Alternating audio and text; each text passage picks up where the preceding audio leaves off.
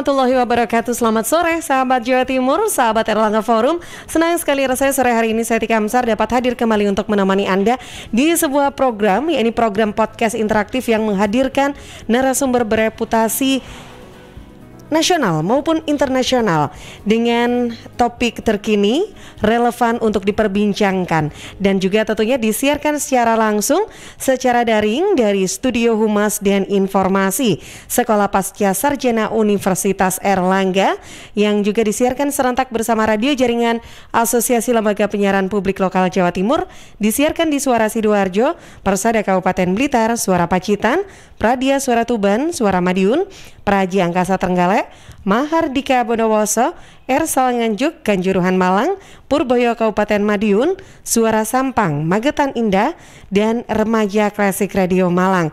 Dan tentunya untuk program Erlangga Forum selama kurang lebih 2 jam ke depan, dari jam 3 sampai jam 5 sore, hari ini kita akan membahas tentang anti korupsi melindungi HAM warga negara.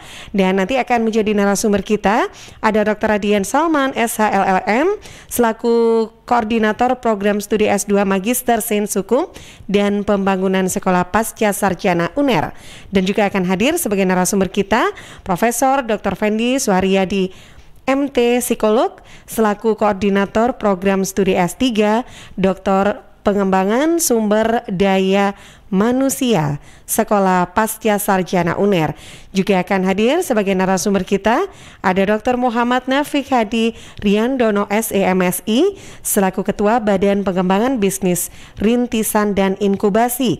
Dan juga hadir sebagai narasumber kita nanti juga akan ada Profesor Nurul Bariza SH LLM PhD selaku dosen Program Studi S2 Magister Sains Hukum dan Pembangunan Sekolah Pasca Sarjana UNER. Dan tentunya hari ini program Erlangga Forum akan dipandu oleh host kita dari Koordinator Program Studi Magister Ilmu Kepolisian Dr. Prawitra Talib SHMH.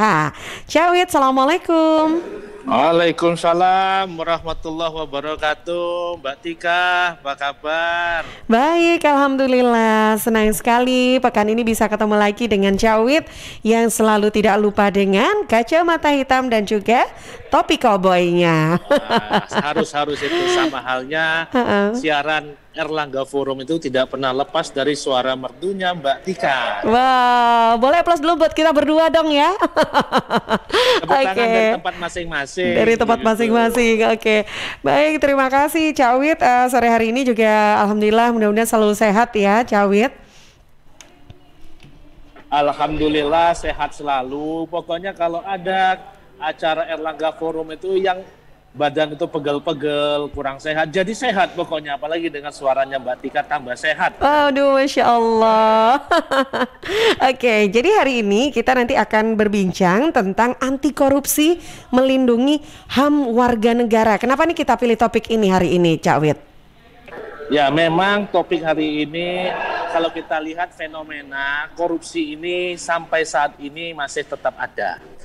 Dan juga dari hiruk pikuk maupun tindakan-tindakan ataupun peristiwa-peristiwa bahwa ketika ada beberapa pegawai KPK, Komisi Pemberantasan Korupsi, yang tidak lulus tes wawasan kebangsaan, yang kemudian beberapa waktu ini ada informasi bahwa mereka akan diangkat menjadi ASN, ya, Polisi Republik Indonesia. Okay. Nah, sehingga kita melihat di sini bagaimana sih semangat anti korupsi dikaitkan dengan hak warga negara yang dilindungi oleh konstitusi. Nah, inilah makanya muncul pakar-pakar hebat pada sore hari ini yang akan membahas bagaimana kajian-kajian terhadap isu-isu anti korupsi ini bisa kita kupas secara tuntas sehingga setidaknya memberikan pencerahan kepada para pendengar radio Suara Sidoarjo dan LPPL Jawa Timur pada sore hari ini, supaya apa yang ada di luar kabar burung ada di luar itu tidak menjadi suatu isu yang dapat memprovokasi kebinekaan yang ada saat ini. Itu Mbak Tika, kenapa isu ini diangkat? Nah, luar biasa sekali dan sepertinya cukup menarik. Jadi untuk selanjutnya Cak Wit yang akan memandu dari diskusi kita sore hari ini. Silakan Cak Wit. Terima kasih Mbak Tika. Baik, alhamdulillah pada sore hari ini para pembicara kita sudah hadir di sini Yang pertama saya sapa dulu Prof. Fendi. Assalamualaikum Prof. Selamat sore Mas Prawita Talib. Alhamdulillah. Ya, selamat Sehat-sehat sore. nih Prof. Sehat-sehat. Alhamdulillah. Alhamdulillah. Ya. Baik. Nah, ini Prof. Fendi sudah hadir ini Mbak Tika di hadapan kita ini.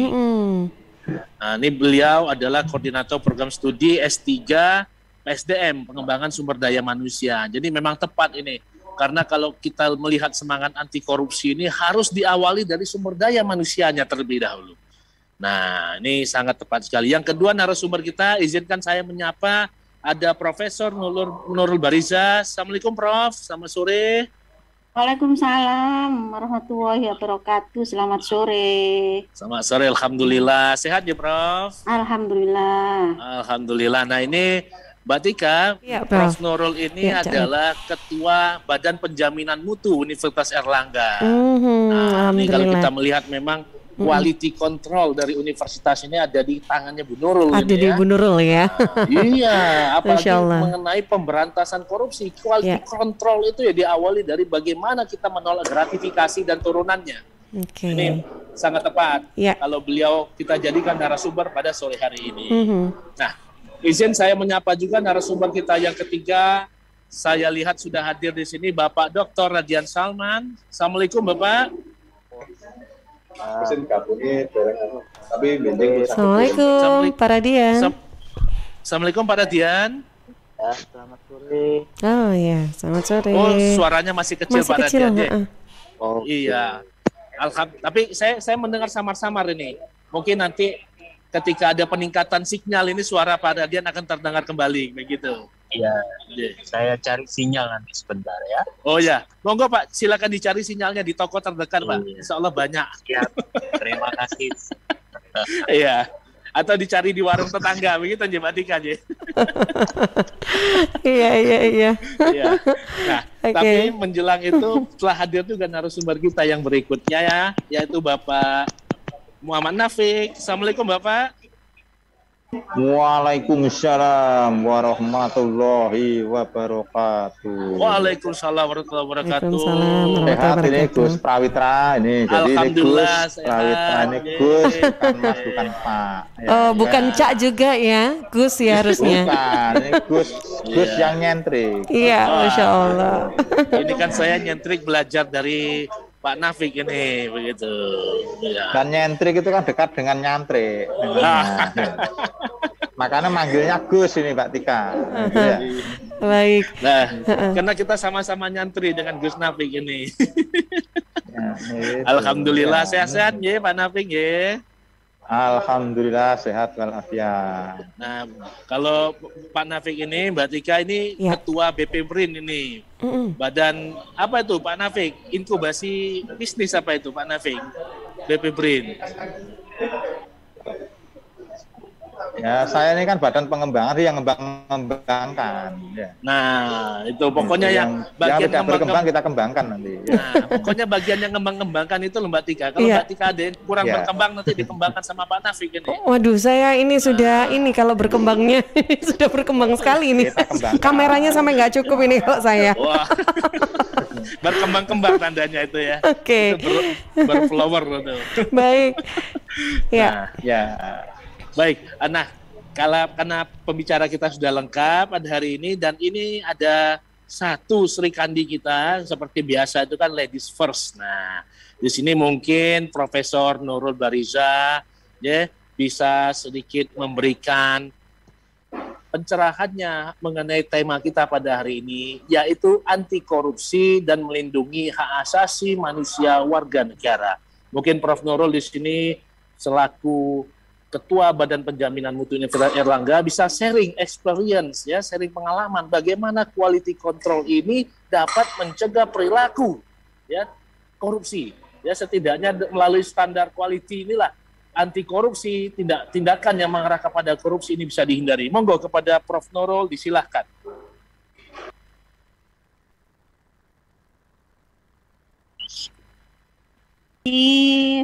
Pak Witra dan Mbak Tika, juga para senior yang lainnya, Prof. Fendi, bagaimana kabarnya? Semoga selalu sehat, nggih Prof. Hendi. Juga para ini berarti yang hadir siapa aja ini Pak Pawitra yang harus saya sapa ini? Oh, nggih. Yang hadir di sini para pembicara kita ada Prof. Hendi, ada Pak Radian Salman, Ya, Pak Radian, Pak Nafik. Pak Nafik. Nafik ini kayaknya lagi di kafe ini ya. Luar Iya. biasa Oke, ya, Pak sebentar tak Nafik tunjukkan ini. kira-kira kafe mana. Nah, Ngopi pasti tahu. Tofi. Sudah tahu Wah. saya tempatnya. Sambil ngopi ya. Mbak Tika, Iya. ini kita boleh diundang sama Pak Nafik ini di kafe beliau. Oh, boleh banget. Nanti Ayo, kapan-kapan kita live ya. Podcastnya dari Coffee Toffee. Oke, boleh. Saya siap berangkat. Saya tinggal nunggu Gus Wit untuk diajak nanti. Ini sekarang Siap. fokusnya Pak Nafik ya ini. Ini sekarang mau berangkat ke sana dah. Ya, ayo. Sekarang Monggo. ini. Oh, ada ini. Silakan Prof. Hendi, saya diwakili. Ini saya lagi di Bandung ini. Oh, Masya Allah. Wah, luar biasa. Iya. Monggo, Prof. Nurul. nggih. Jadi pertama saya mohon maaf, saya kira ini forum yang apa ya istilahnya yang sangat serius begitu ya. Ternyata ini agak nyantai begitu ya, meskipun esensinya juga sangat penting dan sangat luar biasa. Sebenarnya saya menyiapkan PowerPoint Pak Pawitra. Apa perlu ditayangkan atau Nggih. hanya sekedar saya ngomong ngobrol aja? Monggo Prof, kalau mau ditayangkan tidak apa-apa. Ini kita, Oh, gitu Prof ya. sudah jadi co-host, tinggal share screen saja. Tapi nanti Oke. para pendengar Radio LPPL bisa menyimak pemaparan Prof Nurul secara lisan. Tapi kalau Oke. pendengar yang melihat melalui Zoom bisa menyaksikan pemaparan secara langsung melalui Zoom dan juga live YouTube. Live Monggo YouTube, Prof, iya. silakan. Oke, makasih. Jadi saya akan menyampaikan sebentar saja tentang mungkin nanti bisa ditambahkan, bisa dilihat ya. Sampun Korupsi terlihat dan Prof. human rights. Jadi korupsi itu memang sangat terkait sekali dengan hak asasi manusia dan ini karena itu topik yang sekarang ini anti korupsi melindungi HAM warga negara pada Hari Hak Asasi Manusia ini adalah suatu topik yang sangat menarik untuk didiskusikan dan kemudian untuk bisa diketahui oleh kita bersama. Nah, kenapa kemudian ini adalah sangat menarik untuk didiskusikan? Karena yang pertama bahwa korupsi itu berdampak sangat serius terhadap implementasi dari pelaksanaan hak asasi manusia, gitu ya. Kalau kemudian di dalam websitenya Sustainable Development Goal itu saya lihat websitenya di situ mengindikasikan bahwa korupsi yang terkait dengan kriminal, ya, crime, kejahatan yang terkait dengan korupsi itu biayanya di negara berkembang itu kurang lebih 1,26 triliun setiap tahun, begitu ya, dolar ini dalam dolar. Nah, ini tentu kemudian akan menghambat dana-dana ini tentu kemudian mengakibatkan pelayanan publik dari negara-negara tersebut itu menjadi terhambat karena karena hanya sedikit resources yang tersedia. Misalnya untuk pengembangan sumber daya manusia, dananya dikorupsi. Nah, bagaimana kemudian bisa berkembang begitu ya? Mau berkembang sendiri nggak ada dana, begitu kan?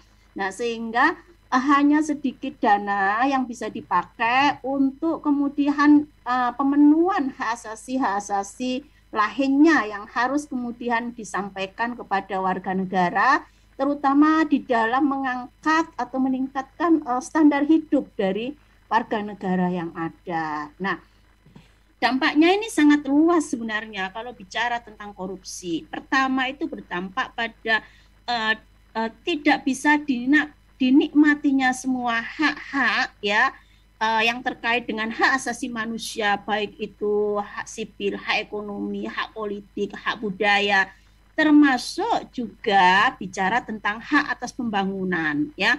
Sehingga kemudian ini akan sedikit terhambat, tidak hanya sedikit, di banyak kasus itu malah terhambat sama sekali ya. Kalau kemudian level dari korupsinya ini sangat luar biasa dan kemudian sangat pervasif, maka kemudian ini juga menjadi hambatan yang serius terhadap implementasi dan pelaksanaan ini hak asasi manusia secara nasional. Nah, pelaksanaan atau hambatan ini Pak Wawitra dan para kolega semuanya, juga para teman-teman yang bisa mendengarkan atau melihat apa yang saya sampaikan ini, tidak hanya terhadap hak yang merupakan generasi pertama hak asasi manusia. Kalau kita membedakan generasi hak asasi manusia ada 3 gitu ya, tetapi juga generasi kedua dan dampaknya juga pada level generasi yang ketiga begitu ya. Karena apa? Tadi itu dana negara yang sedianya itu didedikasikan untuk pengembangan dan pemenuhan hak asasi manusia itu kemudian diambil ya, dicuri, dikorups gitu. Nah, sehingga kemudian dari mana pemenuhan itu dilakukan? Ya, akhirnya apa? Realisasi dari pengakuan hak-hak itu menjadi kemudian tidak bisa dilaksanakan oleh negara. Nah, saya mengutip apa yang disampaikan oleh Ola Jabi Makinwa. Dia ini aktivis dalam United Nations Global Compact for Africa, ya, di chiefnya United Nations Global Compact for Africa. Dia mengatakan bahwa ketika ada korupsi, human right disappears, gitu ya. Jadi hak asasi itu tidak ada, katanya seperti itu. Nah, berarti apa? Dampaknya sangat signifikan. Korupsi juga menghancurkan fairness, terus kemudian mendistorsi kebijakan dan prioritas pembangunan.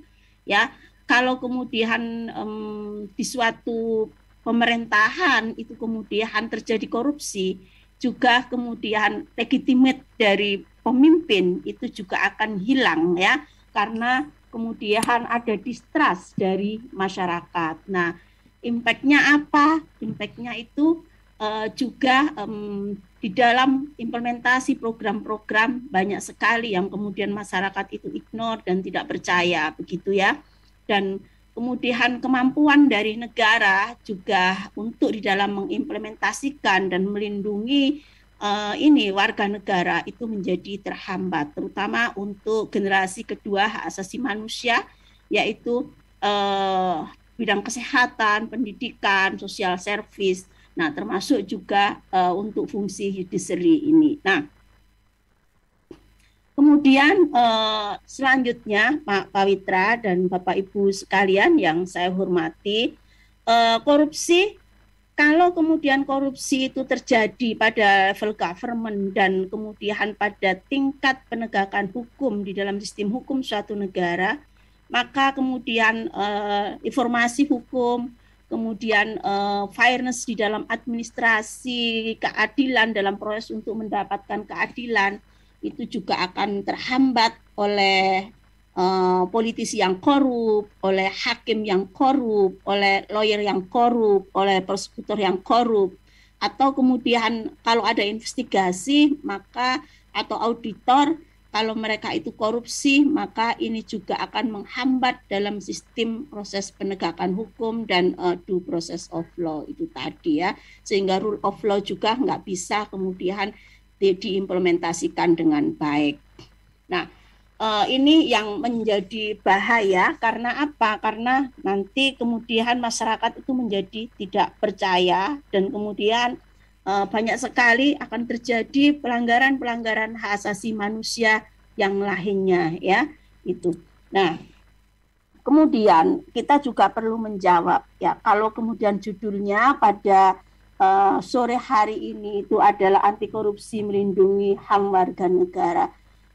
Is it anti-corruption human rights? Nah, ini juga pertanyaan yang mungkin bisa kita jawab bersama, bahwa korupsi itu tidak hanya kemudian memporak-pandakan hak asasi manusia, tetapi sebagaimana yang saya katakan tadi, bahwa korupsi itu juga memporak-porandakan proses demokrasi dan juga rule of law ya, mengacaukan, memporak-porandakan, mengacaukan demokrasi dan rule of law begitu. Nah, kalau kemudian korupsi itu pada level judicial gitu ya, maka kemudian membatasi hak untuk bisa mendapatkan peradilan yang fair, kemudian ada penyalahgunaan terhadap sistem peradilan, kemudian ada torture, ada extrajudicial detention, yang ini tentu kemudian sangat-sangat berbahaya karena ini merupakan penyalahgunaan gitu. Nah,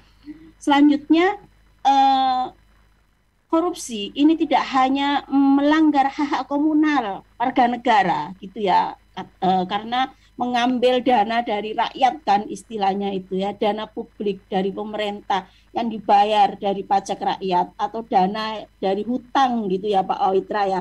Sudah dana dari hutang gitu ya, terus kemudian dikorupsi. Nah, ini kan luar biasa ini ya. Nah, atau dana dari pajak yang dikumpulkan terus kemudian dikorupsi. Nah, seakan-akan kemudian kita menganggap bahwa kalau begitu pelanggaran haknya itu hak yang sifatnya komunal. Tidak, tetapi juga individual rights itu juga dilanggar ya. Termasuk ketika kemudian korupsi itu yang sangat paling sering dikaitkan dengan apa ya, impact yang sangat dekat dengan korupsi itu adalah tidak dipenuhinya hak ekonomi sosial dan budaya, economic social and cultural right ya. Misalnya yang paling sederhana kita ilustrasikan itu adalah hak untuk mendapatkan kehidupan yang standar, yang cukup begitu ya, adequate standard of living. Itu kemudian dihambat gitu ya.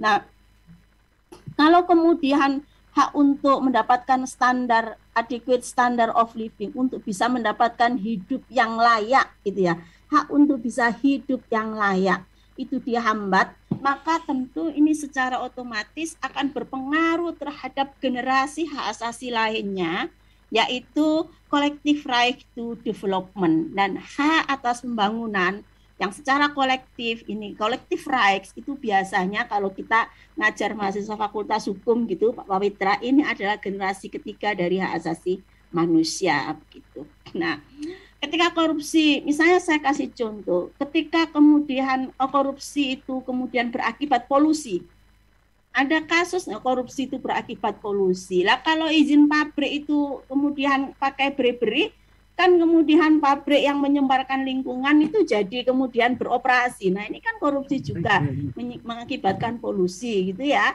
Nah ini juga menghambat dipenuhinya hak atas kesehatan dan juga melanggar hak-hak kolektif ya dari warga negara terhadap healthy environment, clean environment gitu. Jadi kaitannya ini sangat banyak sekali. Ternyata korupsi itu sangat membunuh ya. Tidak hanya membunuh beberapa manusia tapi generasi juga gitu.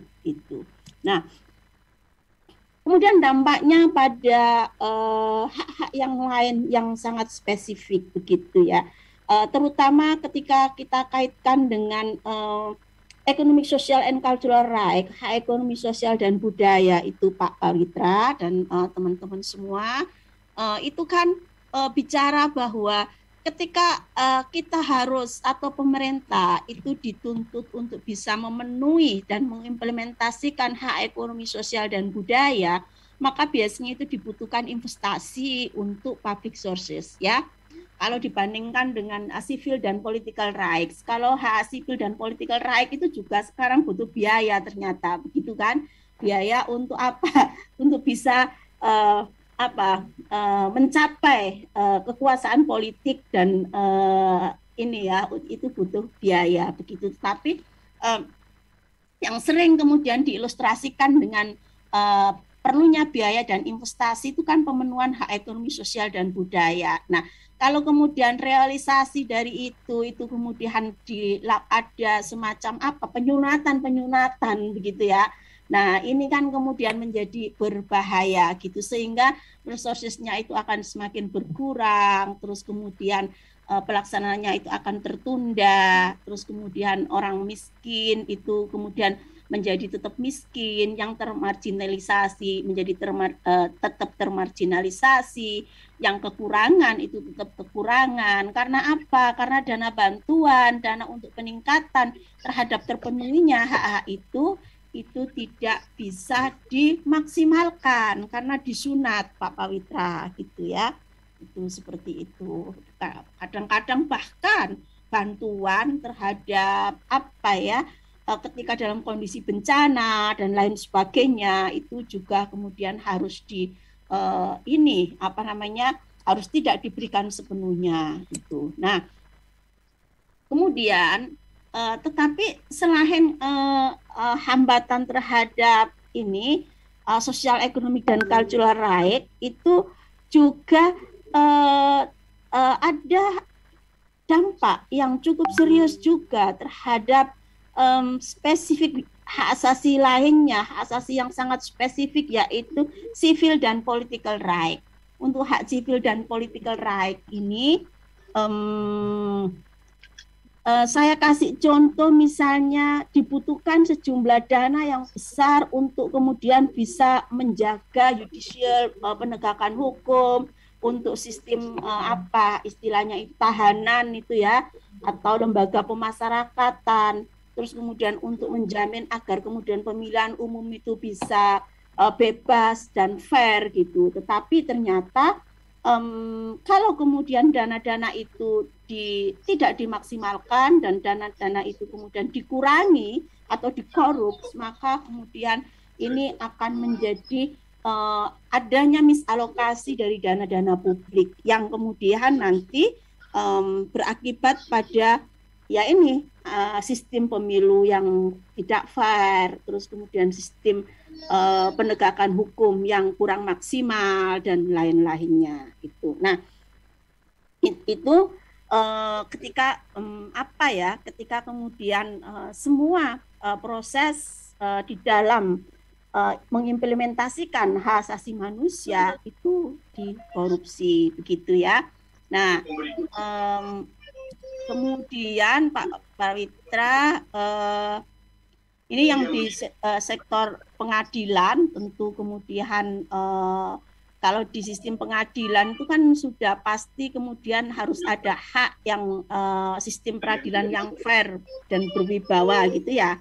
Tapi kalau ada korupsi di situ, maka sistem peradilan itu menjadi tidak independen lagi, tidak imparsial lagi, dan juga tidak ada integriti lagi di antara para judisiari itu. Juga kemudian tidak ada independensi daripada hakim, kemudian para jaksa, para lawyer, dan ini tentu kemudian bisa menghambat hak warga negara untuk mendapatkan peradilan yang adil dan fair, gitu ya. Dan juga kemudian administrasi dari sistem pengadilan ini juga menjadi rusak dan kemudian tidak kredibel. Jadi dampaknya ini sangat devastating gitu ya. Nah, termasuk juga dampaknya terhadap partisipasi politik warga negara. Ini juga salah satu hak yang dijamin ekonomi sosial, tidak hanya ekonomi sosial dan cultural right, tetapi juga civil dan political rights. Ini hak generasi kedua. Ini yang sering kita amati pada saat pemilu ini Pak Pawitra dan Bapak Ibu semua, yaitu vote buying ya, membeli suara. Ini terjadi ya. Ini juga melanggar hak untuk memilih karena membatasi kebebasan warga negara untuk memilih.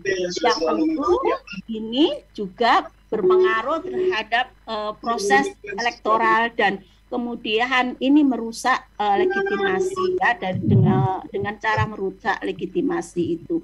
Jadi ini juga menyebabkan adanya sistem pemerintahan yang kemudian dipenuhi oleh orang-orang yang hanya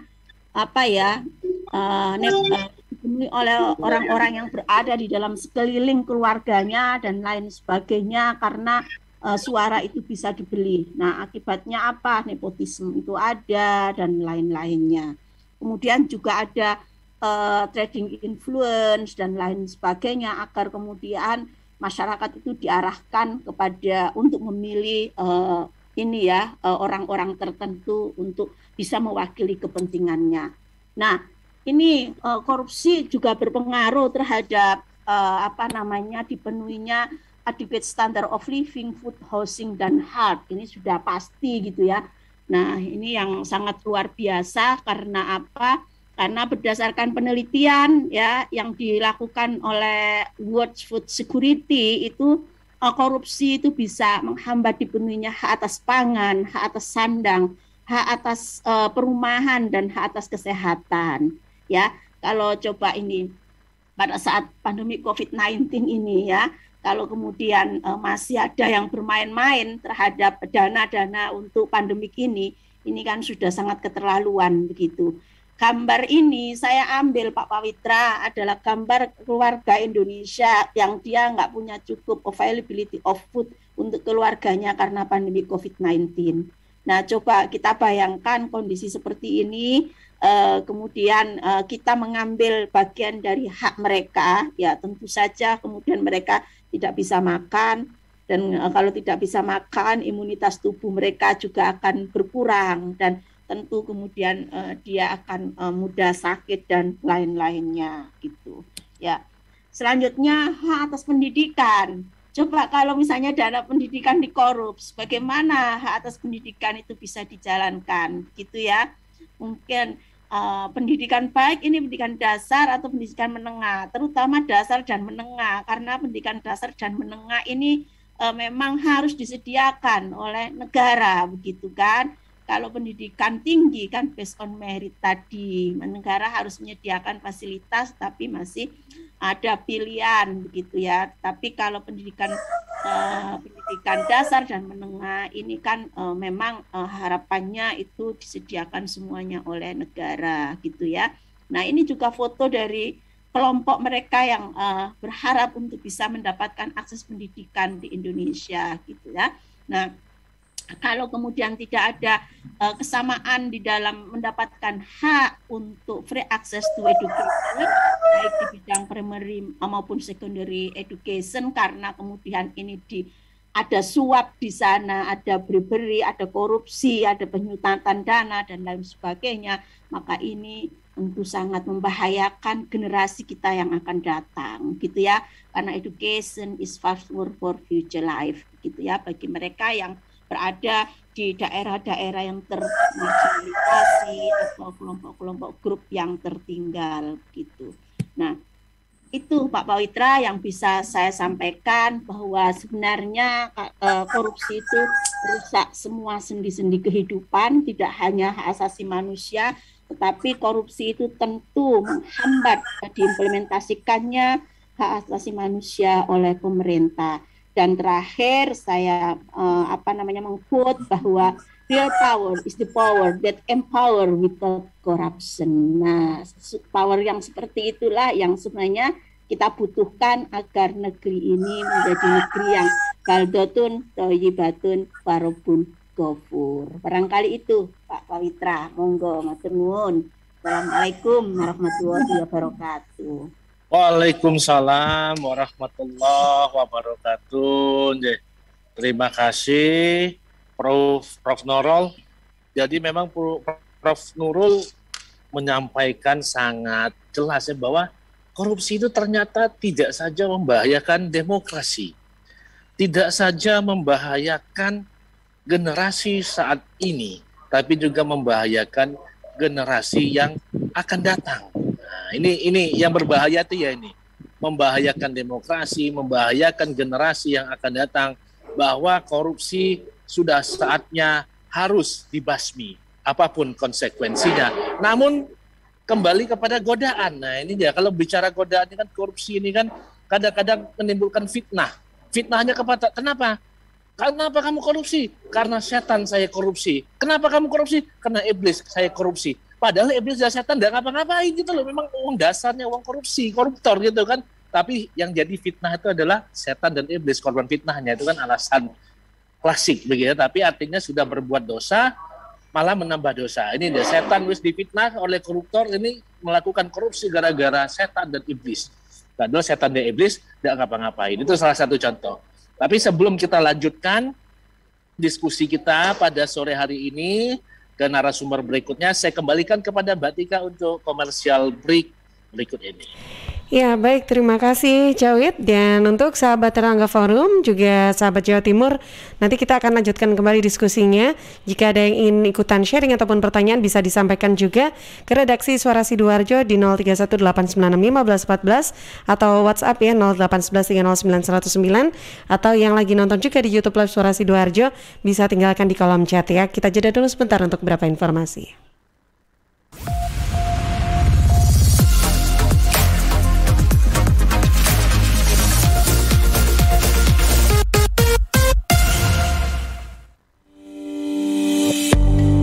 Sahabat, penularan virus corona bisa dicegah lewat perilaku hidup bersih dan sehat. Cuci tangan pakai sabun di air yang mengalir. Kalau batuk dan bersin, terapkan etika batuk. Kemudian mengkonsumsi makanan yang bergizi dan sudah dimasak sempurna.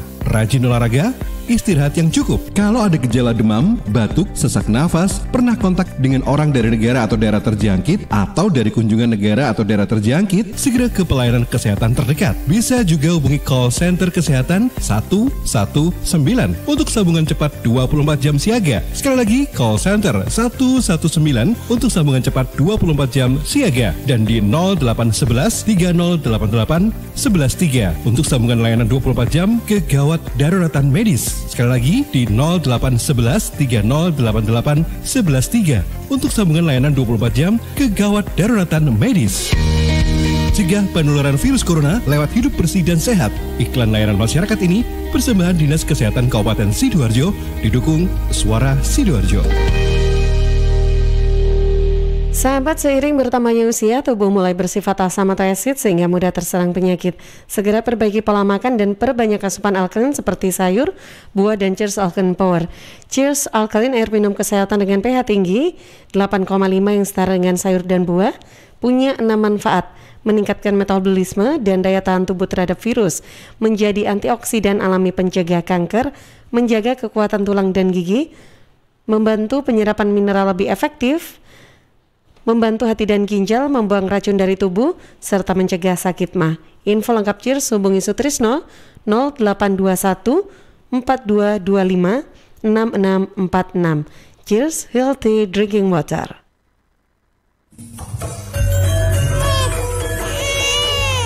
Arek-arek iku rame lapo sih? Mulakno, nek dikandani wong tuwek dirungokno, nek durung siap duwe anak, gak usah rabi. Anake loro, pilek, watuk, ono seseke. Lho, bahaya iku. Ngomong dorong, budalo nang bidan. Hati-hati dan waspada ya. Demam, batuk, dan susah nafas bisa jadi itu tanda-tanda pneumonia atau infeksi paru-paru. Penyebabnya bisa virus, bakteri, atau jamur. Mudah menular lewat droplet saat batuk atau bersin. Tapi ini bisa dicegah dengan pemberian imunisasi PCV pada bayi dan anak. Imunisasi PCV selain mencegah pneumonia juga bisa mencegah radang selaput otak atau meningitis dan radang telinga tengah atau otitis media. Imunisasi PCV diberikan pertama pada bayi usia 2 bulan, dilanjutkan pada usia 3 bulan, dan dosis ketiga saat anak usia 12 bulan. Imunisasi PCV bisa didapat di posyandu, bidan, puskesmas, rumah sakit, klinik kesehatan, praktek dokter mandiri, dan layanan kesehatan lain yang menyediakan imunisasi.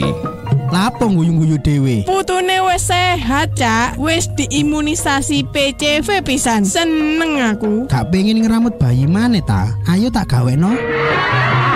Iklan layanan masyarakat ini persembahan Dinas Kesehatan Kabupaten Sidoarjo.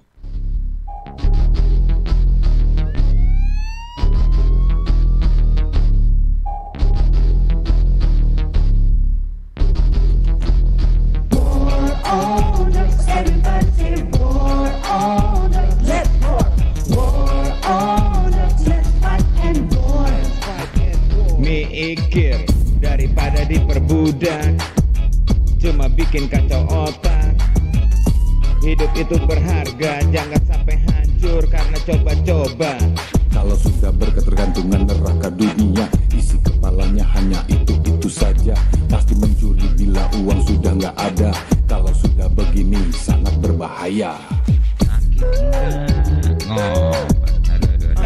Udahlah, tobat. Lo pasti bisa, bro. Mending hidup sehat, happy, bersih dari drugs.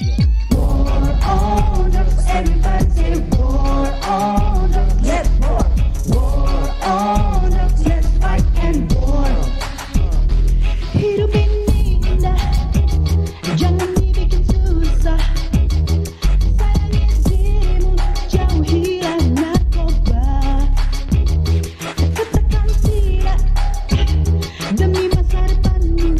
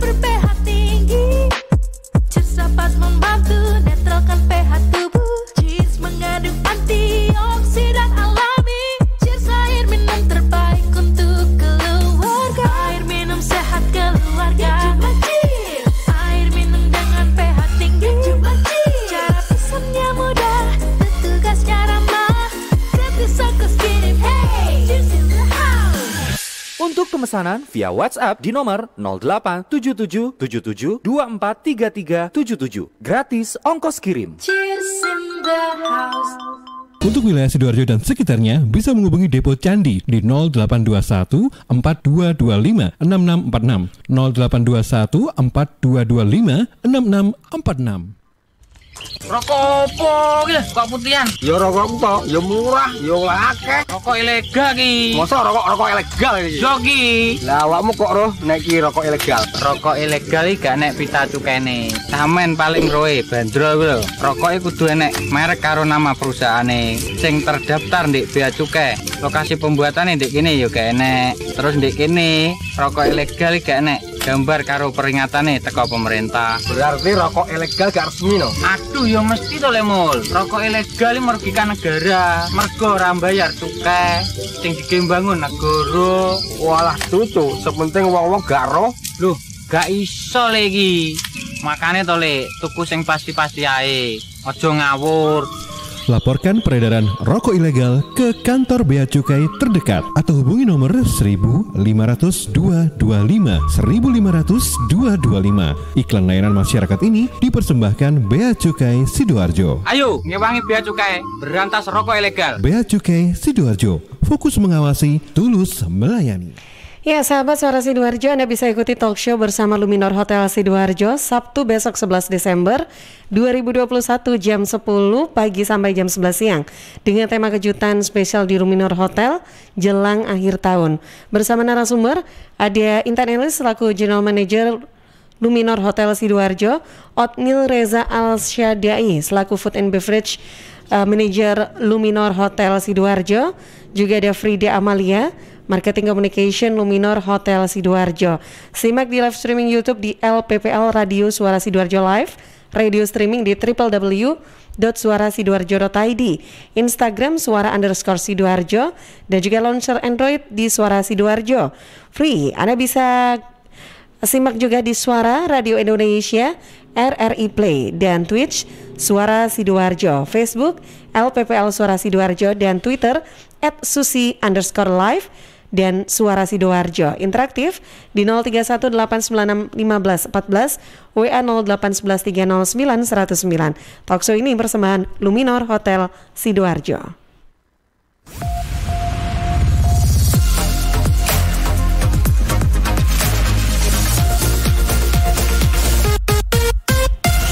Ya, masih di program Erlangga Forum dan kita akan lanjutkan kembali untuk perbincangan atau diskusi kita bersama Cawit. Silakan Cawit untuk dipandu kembali. Ya. Terima kasih Mbak Tika. Nah, tadi kita sudah mendengar pemaparan dari Prof. Nurul mengenai bahaya daripada korupsi tersebut bagi kelangsungan generasi bangsa.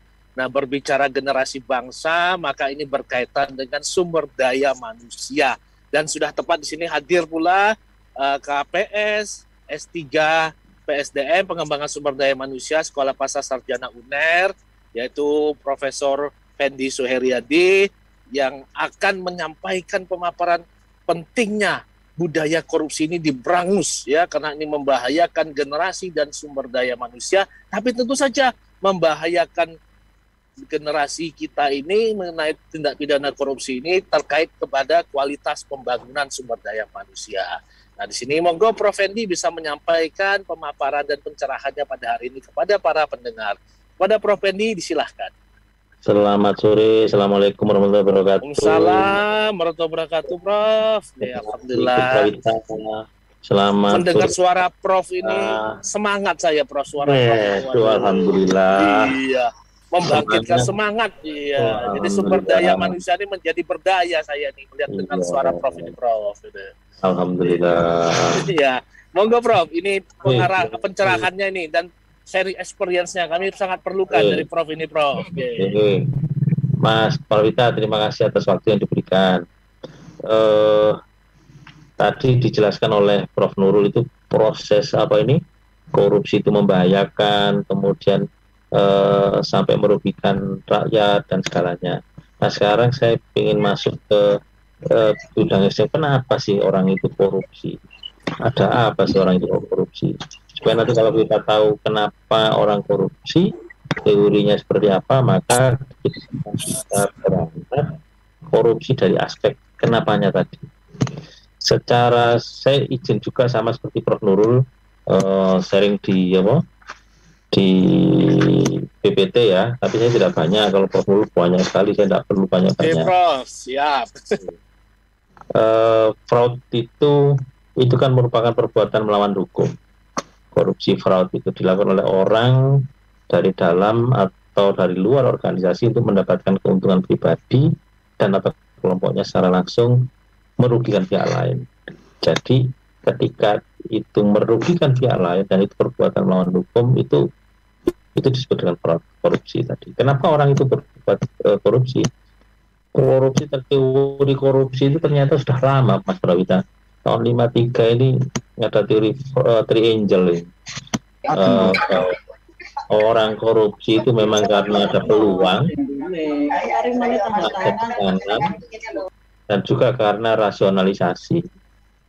Ya, karena peluangnya ada kesempatan, saya sedang posisi jabatan yang mudah mendapatkan, kemudian tekanan dari keluarga, tekanan dari lingkungan, kemudian dia bisa melakukan rasionalisasi, enggak apa-apa kok saya lakukan, maka terjadilah korupsi itu.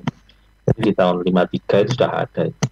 Pada perkembangannya tahun 2004 ada yang namanya Diamond Theory. Kalau tadi Triangle, kalau ini Diamond. Bedanya adalah karena kalau tadi peluang dan rasionalisasi sama, bedanya di sini ada kapabilitas dan motivasi. Orang sebetulnya melakukan itu karena mampu dia melakukan, karena memang dia punya keahlian untuk melakukan. Jadi kalau kemampuan dan keahlian ini kan sifatnya dilatih, di-train ini. Selain karena ada peluang, selain karena dia juga membuat rasionalisasi, di sini juga dia punya kemampuan. Kalau dia tidak mampu, ya susah, nggak akan terjadi. Selain kemampuan ada motivasi juga, ada keinginan untuk melakukan korupsi. Karena apa? Karena tekanan keuangan, tekanan finansial, karena achievement, karena manipulasi. Jadi memang ada kapabilitas dari orang itu. Jadi dia sendiri sudah mampu, terus ditambah lagi motivasinya untuk melakukan itu. Nah, kalau kita mau berantas menurut teori ini ya hilangkan 4 aspek ini. Paling tidak kalau orang mau dan mampu itu sangat meskipun peluang ada, tapi kalau dia tidak mau dan tidak mampu, tidak akan terjadi kok.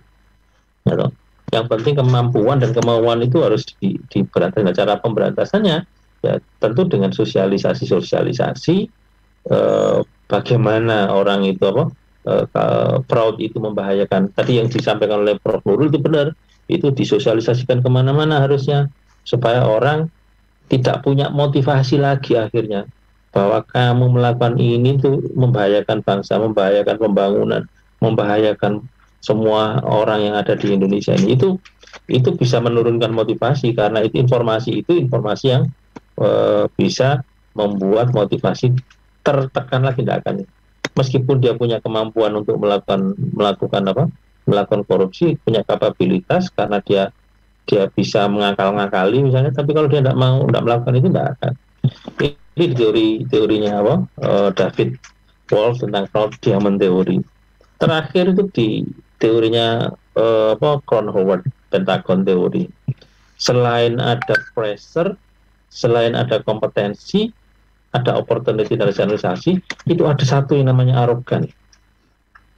Arogan artinya kita tadi sudah membahas bahwa orang itu punya kemampuan, orang punya kemauan, orang punya peluang, ada tekanan, tapi kalau dia tidak arogan menggunakan dana-dana itu untuk kepentingan diri, tidak akan melakukan. Jadi kalau sudah perkembangan teori sudah sampai seperti ini, artinya kalau mau memberantas ya sebetulnya 4-5-5-nya ini, karena ini Pentagon Teori, terakhirnya Pentagon Teori ini.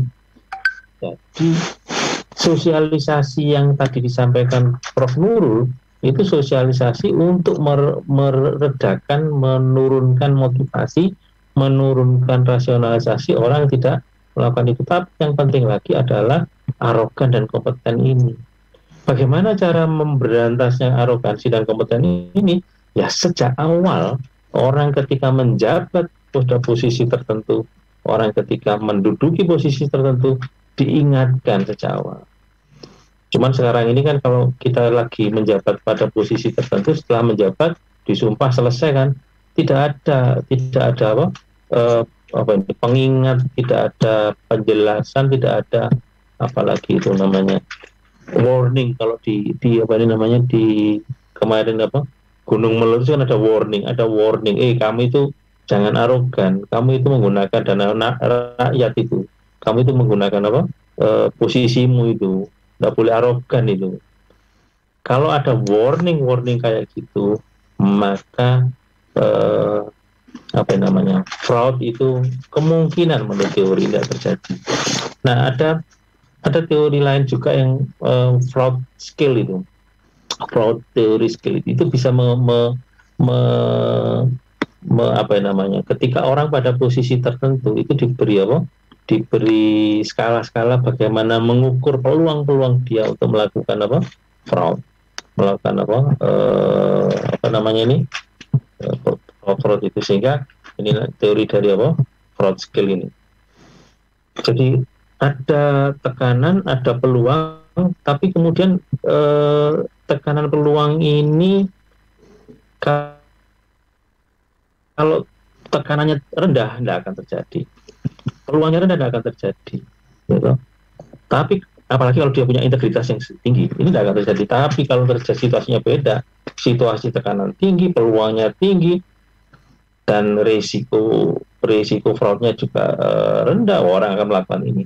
Ini ada indikator-indikator ini yang kemudian dikembangkan oleh fraud skill ini oleh Steve Albert. Ini ada 9 aspek. Ini bisa dijadikan semacam warning itu pada pejabat gitu. Kalau mau diangkat, kemudian diberi tiap tahun, kemudian diberi kuesioner seperti ini untuk mengindikasikan bahwa orang-orang ini mendekati melakukan atau jauh dari melakukan, sehingga sejak awal mungkin pimpinan bisa melakukan warning sejak awal. Kamu jangan arogan ya, kamu jangan menggunakan dana pemerintah ya, kamu jangan berbuat seenakmu sendiri ya karena kamu pejabat. Itu lebih mudah lebih secara psikologis, karena ini kan dari psikologi dan dari pengembangan SDM, jadi lebih indikasi-indikasi itu lebih diketahui sejak awal, sehingga peluang orang untuk melakukan itu meskipun ada peluang tapi tidak akan melakukan karena sejak awal kita sudah lihat indikasi-indikasinya. Nah, dari aspek SDM ini yang bisa kita sampaikan, Mas Gus Prawita. Mudah-mudahan indikasi-indikasi nanti ini bisa dikembangkan oleh teman-teman kita, terutama mahasiswa-mahasiswa saya yang tertarik dalam bidang ini, fraud ini. Nanti akan kita kembangkan bersama bagaimana mengembangkan fraud skill ini supaya orang-orang yang pada posisi-posisi tertentu tidak akan bisa melakukan fraud karena sejak awal sudah warning itu sudah kelihatan di awal. Itu Gus Prawita. Oke, baik. Jadi kalau dilihat dari pemaparan Prof tadi, ternyata korupsi ini penyakit lama dia, Prof. Dari dulu sudah saja penyakit lama, tidak sembuh-sembuh. Mungkin kalau dulu itu kan yang dicuri itu adalah hak individu gitu ya.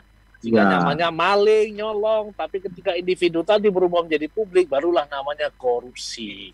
Tapi ya pada dasarnya sama, nyolong, cuma punya orang banyak, kan begitu, Jembral. Sini ya? Iya, tapi tidak sembuh-sembuh orang-orang ini, Prof. Ya, inilah penyakitnya gini ya. Tidak sembuh-sembuh penyakit lama ini. Mungkin dengan adanya pencerahan pada sore hari ini, mendengar siaran Erlangga Forum yang disiarkan serentak di Suara Sidoarjo dan Radio LPPL Jawa Timur, mudah-mudahan yang punya niat tidak menjadi punya niat untuk korupsi. Yang kemudian yang sudah memang koruptor menjadi insaf. Tapi setidaknya sumber daya manusia bangsa Indonesia ini akan menjadi sumber daya manusia yang bebas dan anti dari korupsi. Tapi sebelum kita melanjutkan ke pemaparan berikutnya dari narasumber berikutnya, monggo saya silakan kembalikan kepada Mbak Tika untuk Buletin Jawa Timur. Ya, benar sekali. Cawi, terima kasih atas waktunya, dan sahabat Erlangga Forum juga para narasumber. Nanti kita akan lanjutkan lagi ya untuk diskusinya. Kita break dulu sejenak untuk beristirahat ataupun sholat asyar. Sambil juga kita akan simak dulu Buletin Jawa Timur, serangkaian informasi pemberitaan yang terangkum melalui radio jaringan Lembaga Penyiaran Publik Lokal Jawa Timur, kurang lebih selama 17 menit ke depan.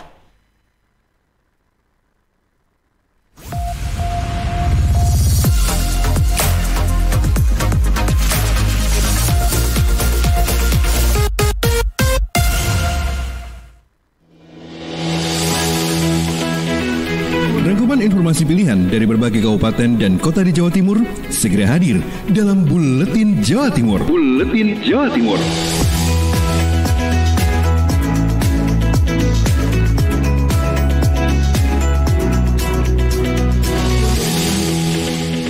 Halo, apa kabar sahabat? Jumpa lagi bersama saya Amanda yang kembali menghadirkan rangkuman informasi terkini dari LPPL Radio Kota Kabupaten di Jawa Timur dalam Buletin Jawa Timur edisi 10 Desember 2021. Untuk informasi yang pertama bersama Isna Safira, Suara Sidoarjo. Proses identifikasi korban Semeru oleh DVI Polri terbantu data postmortem keluarga. Proses identifikasi korban awan panas guguran Semeru masih terus dilakukan. Sampai Rabu kemarin total 34 korban meninggal yang sudah dievakuasi ke RSUD Dr. Haryoto Lumajang. Beberapa jenazah sudah teridentifikasi dan sudah diserahkan kepada keluarga. Sementara beberapa lainnya masih dalam proses identifikasi tim DVI Polri. Ini dikatakan Kombes Pol Dr. Ahmad Ramadan Kabag Penum Polri saat rilis forensik Polda Jatim Rabu kemarin. 17 sudah teridentifikasi, sisanya dalam proses.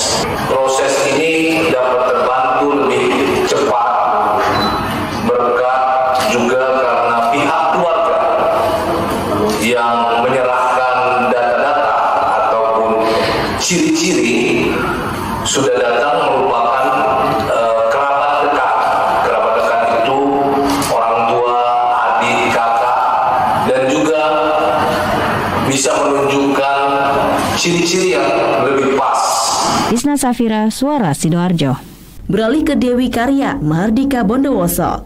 Gunung Raung mengeluarkan kepulan asap. Polres Bondowoso dan BPBD bersinergi lakukan pemeriksaan jalur evakuasi. Gunung Raung yang berbatasan dengan Kabupaten Bondowoso, Jember, dan Banyuwangi sempat mengeluarkan asap. Polres Bondowoso dan BPBD Kabupaten bergerak cepat melakukan peninjauan langsung untuk memastikan kondisi gunung berapi tersebut, sekaligus mengecek kesiapan jalur evakuasi jika terjadi hal yang tidak diinginkan. Selain itu, mereka juga meninjau lokasi yang radiusnya dekat dengan gunung, yakni Desa Rejo Agung, Kecamatan Sumber Beringin. Saat dikonfirmasi Rabu kemarin, AKBP Herman Priyanto, Kapolres Bondowoso bilang, saat ini aktivitas Gunung Raung tidak mengkhawatirkan karena berada di level 1 atau normal. Namun demikian, perlu untuk mempersiapkan segala sesuatu sebagai langkah antisipasi. Dewi Karya, LPPL Mahardika Bondowoso. Kemudian rekan Ben Chandra, Suara Madiun. Gubernur Jawa Timur Khofifah Indar Parawansa apresiasi Pemkot Madiun atas kepeduliannya terhadap penyandang disabilitas. Peringatan Hari Disabilitas Internasional atau HDI seluruh Jawa Timur kali ini digelar di Kota Madiun dan dihadiri oleh Gubernur Jawa Timur. Peringatan ini sebagai bentuk apresiasi pemerintah daerah untuk mensupport agar para penyandang disabilitas tetap semangat menjalani kehidupan dan mengembangkan potensi yang dimiliki. Gubernur Jawa Timur Khofifah Indar Parawansa mendorong penyandang disabilitas untuk meningkatkan produktivitas melalui berbagai kegiatan yang dihasilkan. Hal itu sejalan dengan semangat Jawa Timur saat ini, yakni Jatim Bangkit. Pemulihan ekonomi harus digenjot dengan tetap memperhatikan protokol kesehatan. Pemerintah membutuhkan peran serta masyarakat Jawa Timur, termasuk diantaranya penyandang disabilitas. Disabilitas ini memiliki potensi luar biasa untuk terus bisa lebih produktif lagi. Dan mereka perlu semangat untuk terus berkarya, untuk terus produktif. Kita ingin mengajak teman-teman disabilitas berkontribut lebih signifikan terhadap pemulihan ekonomi di Jawa Timur ini. Dan mereka punya potensi, punya kemampuan untuk itu. Permodalan menjadi penting, market access juga menjadi penting, pengakuan kita juga tidak kalah pentingnya. Sementara itu, Wali Kota Madiun Medi mengucapkan terima kasih atas kehadiran Gubernur Jawa Timur di Kota Madiun. Peringatan Hari Disabilitas sebagai ajang untuk mendekatkan diri dengan penyandang disabilitas. Wali Kota juga mengajak keliling menggunakan bus, sekaligus mengajak berdiskusi untuk mendengarkan keluh kesah para disabilitas demi kebaikan jalannya pemerintah Kota Madiun ke depan. Kita yang sempurna saja, kadang-kadang menjalani kehidupan itu banyak kesulitan, banyak masalah. Apalagi kalau kita melihat disabilitas itu kan banyak kekurangan. Bagaimana kekurangan itu kita bisa membantu permasalahan-permasalahan itu menyelesaikan. Sehingga dengan ulang tahun disabilitas internasional ini di Kota Madiun, ya dia kita senang-senangkan. Kita ajak keliling naik bis, kita ajak makan bersama, kita ajak guyon bersama. Ini kita paling tidak sudah ikut mengikuti. Maka pada hari ini ulang tahun disabilitas internasional di internasional Jawa Timur ada di Madiun. Tapi khususnya yang disabilitas di Madiun itu saja keliling dulu. Ada 7 bis ini tadi ya. Ben Chandra, LPPL Radio Suara Madiun melaporkan.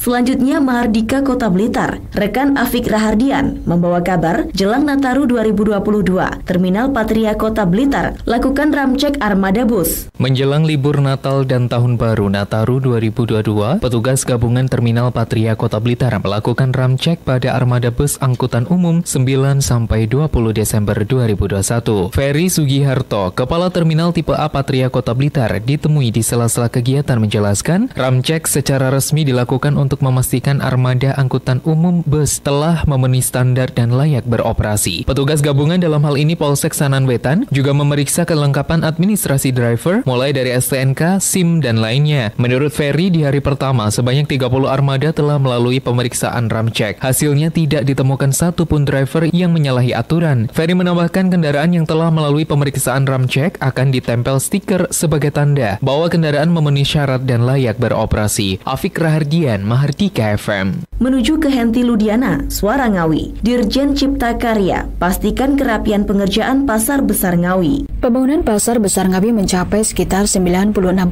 dan ditargetkan selesai hingga akhir tahun ini. Pasar Besar Ngawi juga telah memiliki sertifikat resmi Green Building tingkat madya. Hal ini seperti yang dikatakan Diana Kusumastuti, Dirjen Cipta Karya Kementerian Pekerjaan Umum dan Perumahan Rakyat PUPR saat melakukan pengecekan di Pasar Besar Ngawi Selasa 7 Desember kemarin. Sedangkan pengecekan tersebut antara lain yakni area yang masih kurang rapi, delatasi jika masih ada yang bocor juga harus dirapikan, kerapian dari masing-masing dinding, kerapian dari kolam termasuk tanaman, karena sebenarnya bangunan Pasar Besar Ngawi adalah bangunan green building. Diana berharap Pasar Besar Ngawi berbasis bangunan gedung hijau dapat dipertahankan dan pemerintah daerah diharapkan juga mengajak pedagang sekaligus pengguna pasar lainnya untuk menjaga kebersihan di lingkungan pasar sehingga green building di Pasar Besar Ngawi dapat tetap terjaga.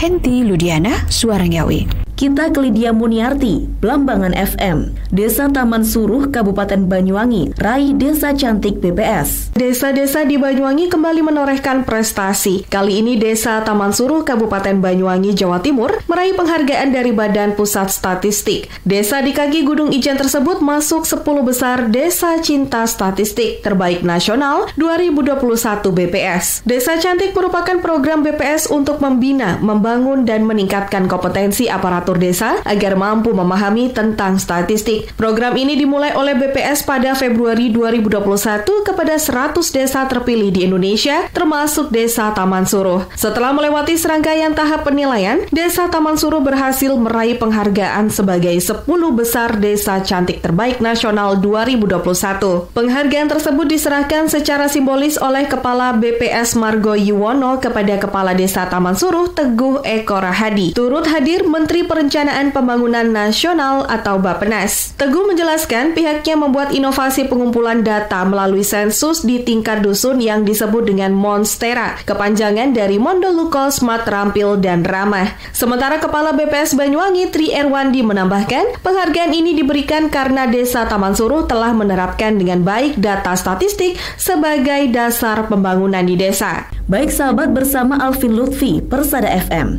Buka Muscap 6 Gapensi, Wabub Blitar berharap bisa lahirkan pemimpin yang amanah. Wakil Bupati Blitar Rahmat Santoso secara resmi membuka acara musyawarah cabang 6 Gabungan Pelaksana Konstruksi Nasional Indonesia Kabupaten Blitar tahun 2021 di Kampung Coklat pada hari Kamis 2 Desember 2021. Wapu berharap adanya kegiatan ini nantinya dapat terpilih pengurus baru yang mampu mengemban amanah dan mendukung proaktif dalam setiap program pembangunan yang ada di Kabupaten Blitar. Ia optimis dengan sinergitas antara Gapensi dengan pemerintah daerah akan terwujud Kabupaten Blitar yang mandiri secara berlandaskan akhlak mulia, baldatun toibatun, warobun gofur. Jika kolaborasi itu berjalan lancar, maka pembangunan bisa merata dan berimplikasi pada kesejahteraan masyarakat. Wabu juga meminta Gapensi cabang Kabupaten Blitar mampu meningkatkan SDM profesionalisme maupun SDA sehingga bisa berdaya saing di tingkat global. Alvin Lutfi, Persada FM Blitar. Menuju Yuli Sulistiorini, Suara Pasuruan.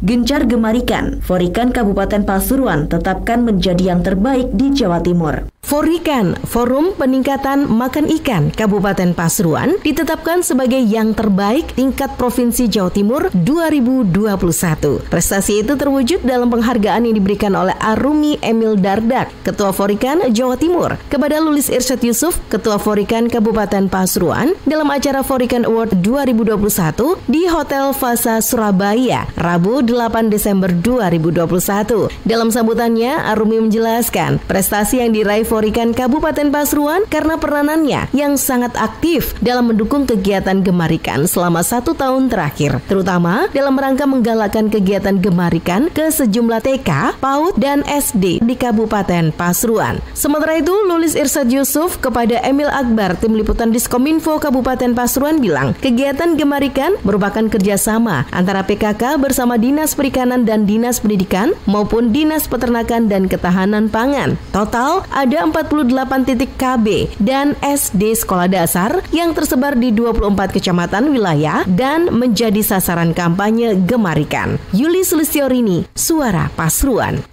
Selanjutnya Agustin Merdekawati, Ersal Nganjuk. UMK kecil sulit cari karyawan lokal. Upah minimum di Kabupaten Nganjuk yang kecil juga berdampak pada perusahaan yang berdiri di Kota Angin. Perusahaan-perusahaan kesulitan mendapatkan tenaga kerja lokal. Perusahaan-perusahaan lokal harus memasang pengumuman lowongan kerja di pagar perusahaannya. Ironisnya, persyaratan tenaga kerja yang dibutuhkan tidak harus memiliki pendidikan tinggi dan batasan usia. Ijazah SD, SMP, dan SMA diizinkan melamar. Ada juga perusahaan sepatu di Kecamatan Gondang yang meminta bantuan Dinas Tenaga Kerja Koperasi dan Usaha Mikro Kabupaten Nganjuk untuk mencarikan tenaga kerja. Jumlah yang dibutuhkan mencapai ribuan orang, hanya minatnya bekerja di perusahaan Nganjuk saja yang kurang. Kepala Disnaker UM Kabupaten Nganjuk Supianto mengatakan, UMK Nganjuk hanya Rp1.970.000 dan kalah dengan daerah di sekitar Kota Angin seperti Jombang, Kota Kediri, dan Surabaya menjadi alasan utama tenaga kerja lokal enggan bekerja di perusahaan Nganjuk. Ironisnya, tenaga kerja lokal juga lebih seret bekerja sebagai buruh pitil brambang atau buruh tani daripada bekerja di perusahaan. Alasannya mereka tidak mau terikat jam kerja dan aturan perusahaan. Apalagi upah pitil brambang dan buruh tani lebih tinggi dari UMK Nganjuk. Agustin Merdekawati, Suara Anjuk Ladang Nganjuk. Beralih ke Putri Rizkiana, Suara Gresik. Warga Desa Banjarsari Gresik ubah limbah plastik menjadi tas menarik. Meski pandemi COVID-19, warga Desa Banjarsari, Kecamatan Cerme, Kabupaten Gresik tetap kreatif. Mereka mengubah limbah plastik menjadi tas serta produk lainnya yang layak jual. Di Komando Badan Usaha milik desa setempat, warga diajak memanfaatkan sampah menjadi barang bernilai ekonomis tinggi. Agus Suwondo, Kepala Desa Banjarsari, mengatakan aneka produk unggulan yang terbuat dari limbah sampah itu menjelma menjadi berbagai produk yang menarik dan layak jual. Sampah-sampah tersebut berubah menjadi beragam produk souvenir, mulai dari tas, sandal, sepatu hingga aneka lukisan yang indah dan menawan. Pihaknya berharap hal tersebut dapat menjadi tonggak awal bangkitnya desa berdaya dan bisa membawa berkah untuk Desa Banjarsari. Sementara Suyono, Camat Cerme, menyampaikan apresiasi kepada pemerintah Desa Banjarsari atas inovasi dan kreativitas para pelaku UMKM yang berhasil mengubah limbah sampah menjadi produk unggulan. Pihaknya juga berharap agar terus ditingkatkan dan perlu diperluas segmen pasar serta diperbanyak item produk barunya, serta mendukung upaya warga Desa Banjarsari Gresik yang mengubah limbah plastik menjadi tas yang menarik. Berikut informasi yang dapat kami sampaikan. Saya Putri Rizkiana, Suara Gersik mengabarkan. Dan informasi terakhir dari Mega Kristi, RGR FM Tulungagung, Senam Perwosi. Bertempat di Pendopo Kongasarum Kusumaning Pongso yang berlangsung mulai pukul 3 sore, Perwosi Kabupaten Tulungagung melaksanakan kegiatan senam bersama dalam rangka memperingati Hari Jadi Kabupaten Tulungagung ke-816 tahun 2021 yang diikuti oleh pimpinan organisasi wanita dari TPPKK Kabupaten dan Kecamatan se-Kabupaten Tulungagung, Dharma Wanita Persatuan Kabupaten Tulungagung, Bayangkari, Ketua Ranting Perwosi Kecamatan se-Kabupaten Tulungagung, dan instruktur senam se-Kabupaten Tulungagung. Kegiatan ini mempunyai maksud dan tujuan untuk ikut memeriahkan peringatan Hari Jadi Kabupaten Tulungagung ke-816 tahun 2021. Dalam sambutannya, Nyonya Siu selaku Ketua Pengurus Daerah Perwosi Kabupaten Tulungagung menyampaikan bahwa perlu digiatkan kembali pelaksanaan olahraga senam bersama karena selama adanya pandemi COVID-19, kegiatan semacam ini jarang dilakukan sehingga perlu dilaksanakan kembali secara rutin, teratur dan terukur guna menjaga kesehatan dan menumbuhkan imunitas daya tahan tubuh namun dengan tetap mematuhi protokol kesehatan yang ketat. Saya Mega Kristi 90,1 RGR FM Tulungagung. Baik sahabat, berbagai informasi dalam Buletin Jawa Timur edisi Jumat 10 Desember 2021 telah kita hadirkan. Tetap terapkan protokol kesehatan dimanapun Anda berada dan jaga kesehatan. Saya Amanda pamit undur diri dan sampai jumpa. Rangkuman informasi pilihan dari berbagai kabupaten dan kota di Jawa Timur baru saja sahabat dengarkan dalam Buletin Jawa Timur. Buletin Jawa Timur. Buletin Jawa Timur bisa sahabat dengarkan Senin sampai Jumat jam 8 pagi dan 4 sore. Disiarkan serentak di Lembaga Penyiaran Publik Lokal Suara Sidoarjo, Persada Kabupaten Blitar, Mardika Kota Blitar, Ralita Pamekasan, Suara Sampang, Suara Kota Probolinggo, Suara Lumajang, Suara Pasuruan, Blambangan Banyuwangi, Wika Mojokerto, Suara Gresik, Pradia, Suara Tuban, Malawapati Bojonegoro, Ersal Nganjuk, Suara Madiun, Suara Ngawi, Suara Pacitan, Praja Angkasa Trenggalek, Magetan Indah, dan RGR Tulungagung.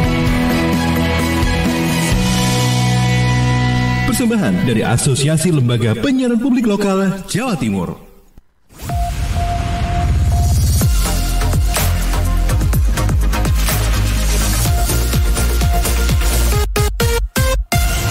Terima kasih sahabat Erlangga Forum, sahabat Jawa Timur yang masih setia sore hari ini. Kita masih di program Erlangga Forum dan masih membahas tentang anti korupsi, melindungi HAM warga negara.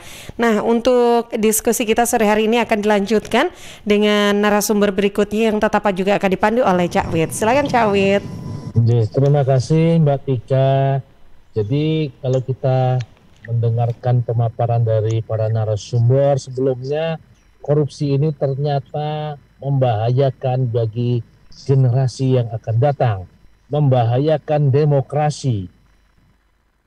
Dan tidak hanya itu, ternyata ini adalah penyakit lama yang belum sembuh-sembuh.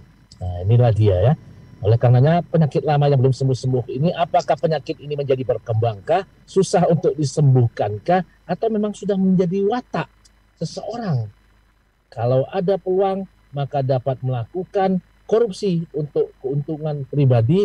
Nah, kebetulan di sini telah hadir narasumber kita yang berikutnya, yaitu Bapak Dr. Nafik. Assalamualaikum Pak Nafik, Gus Nafik ini. Assalamualaikum Gus Nafik.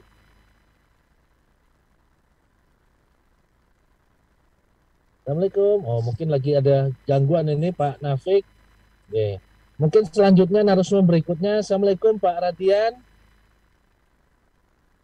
Waalaikumsalam. Wah, ini sudah jelas sinyalnya Bapak. Tadi alhamdulillah sinyalnya kurang kuat ya. Ini kebetulan sudah beli sinyal di mana nih Pak Radian tadi? Iya, tadi di jalan ada yang jual sinyal. Jadi saya mampir. Waalaikumsalam.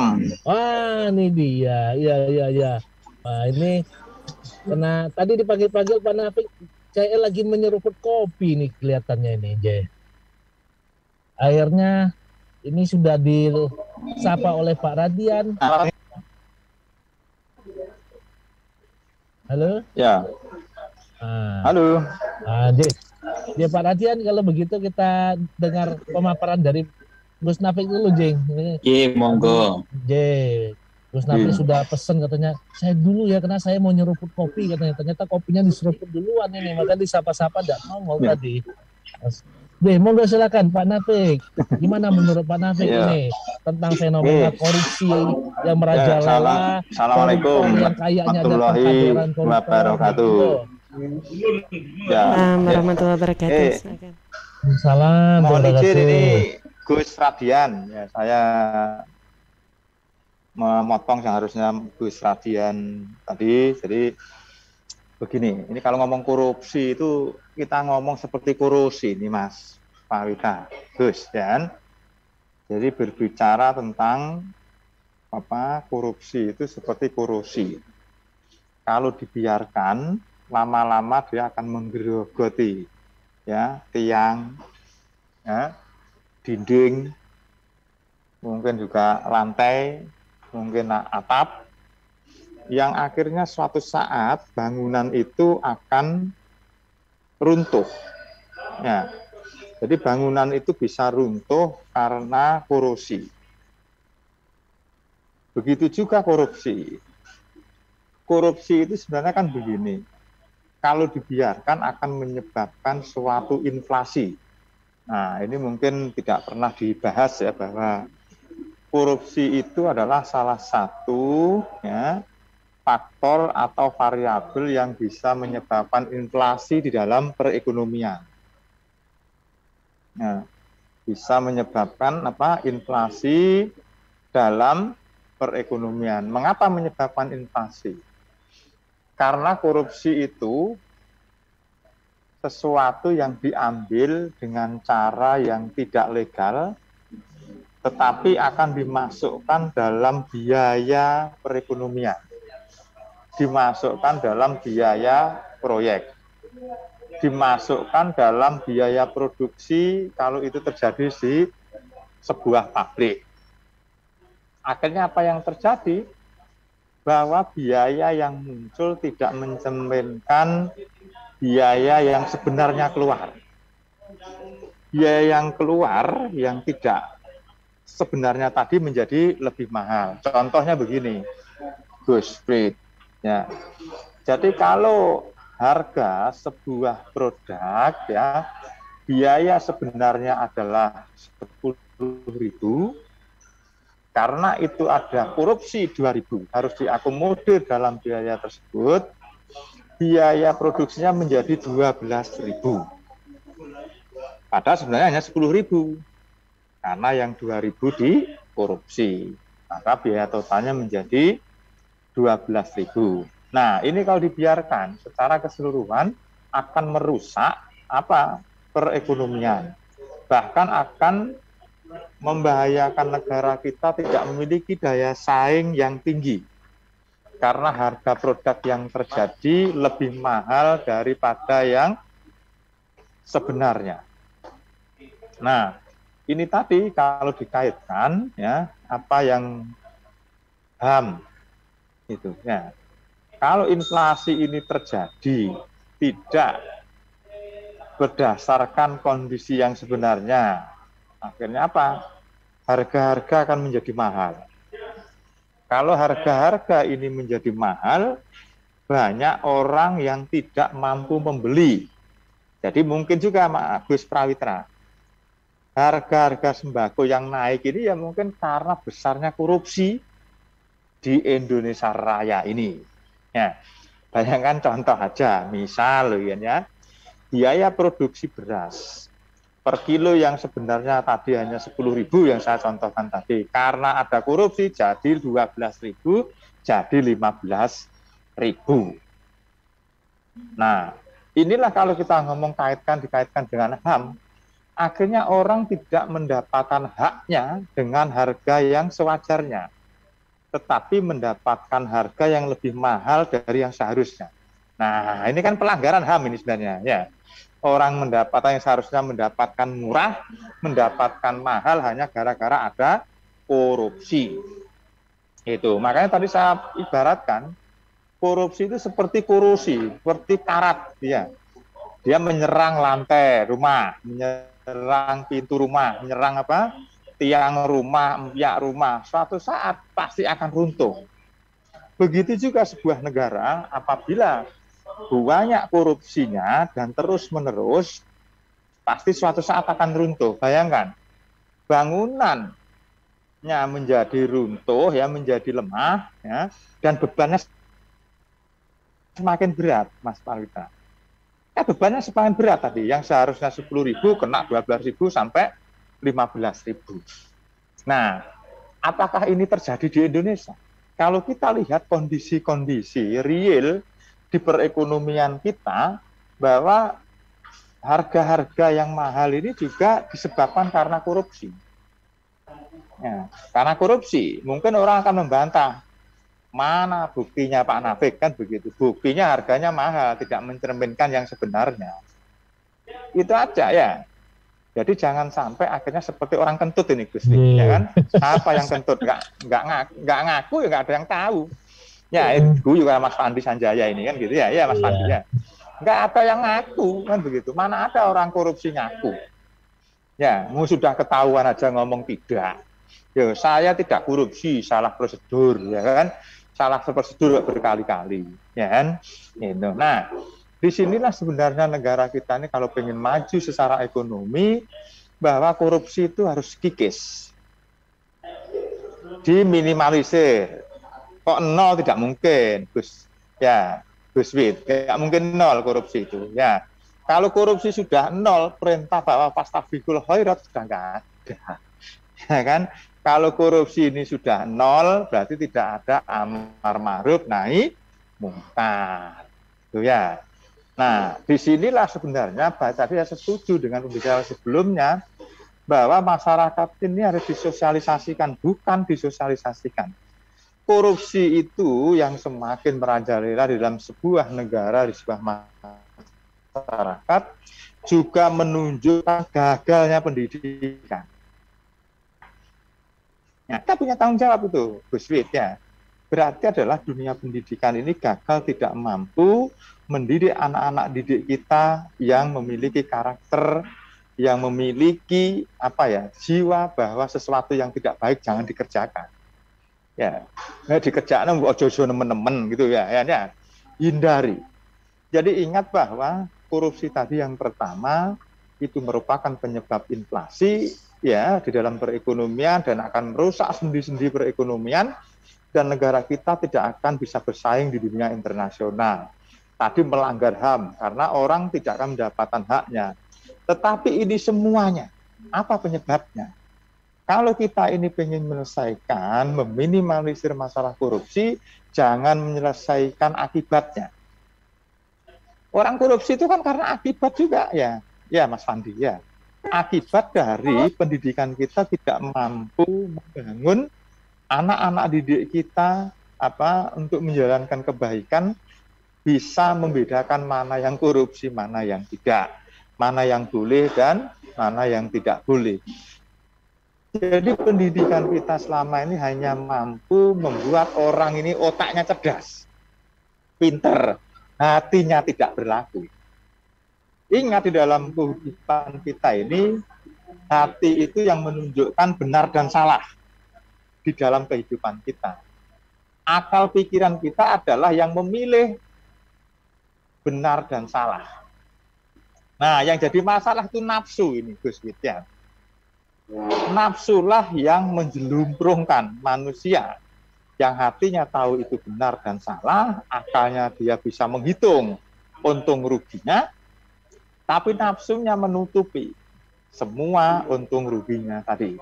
Coba kalau kita lihat, kalau kita hati kita korupsi, tidak bukan inflasi, melanggar HAM yang jelas tadi, ya, mestinya adalah hatinya sudah mengatakan tidak boleh. Tetapi karena nafsunya, ya kan, saya ingin memiliki sesuatu yang lebih tapi tidak mau kerja keras. Apalagi kalau tadi peluangnya ada. Peluangnya ada, akalnya masih dimikir, wah, kalau nggak milih korupsi, suwe iki supir, ya kan? Kalau tidak milih korupsi, tidak akan punya kita. Nah, jadi dari semua yang terjadi tadi, tadi ya,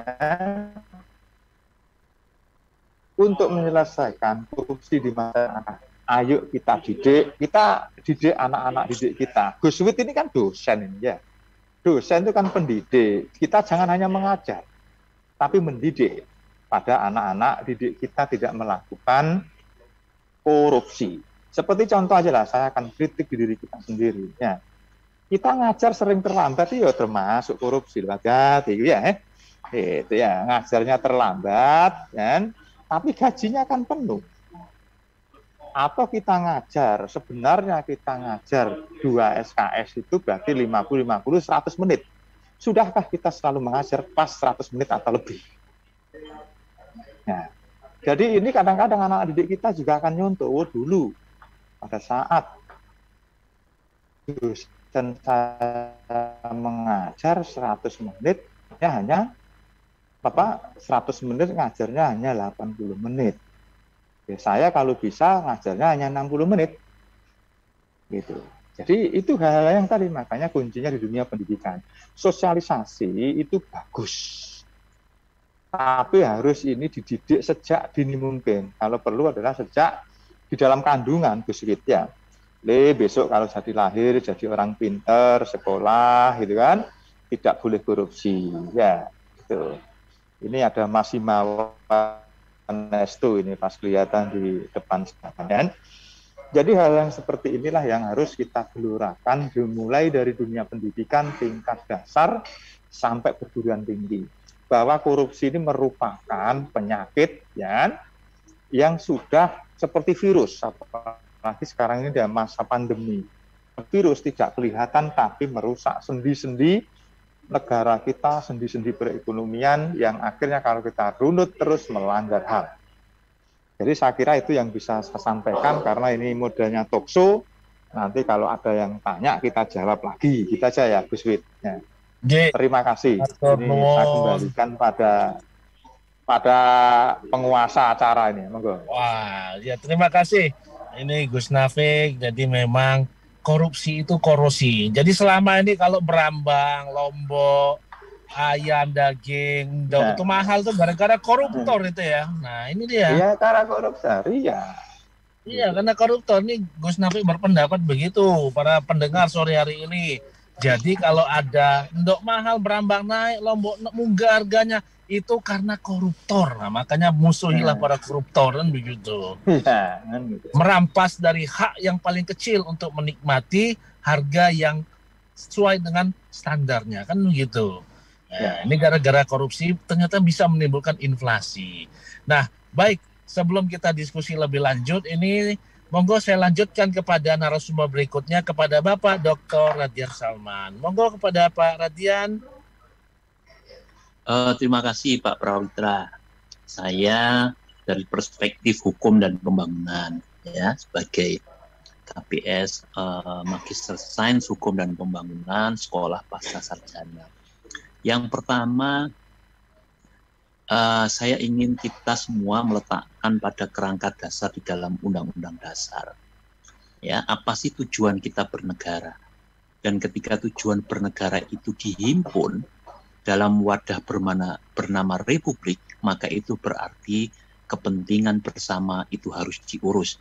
Karena itulah tujuan bernegara itu adalah mewujudkan kebajikan-kebajikan bersama.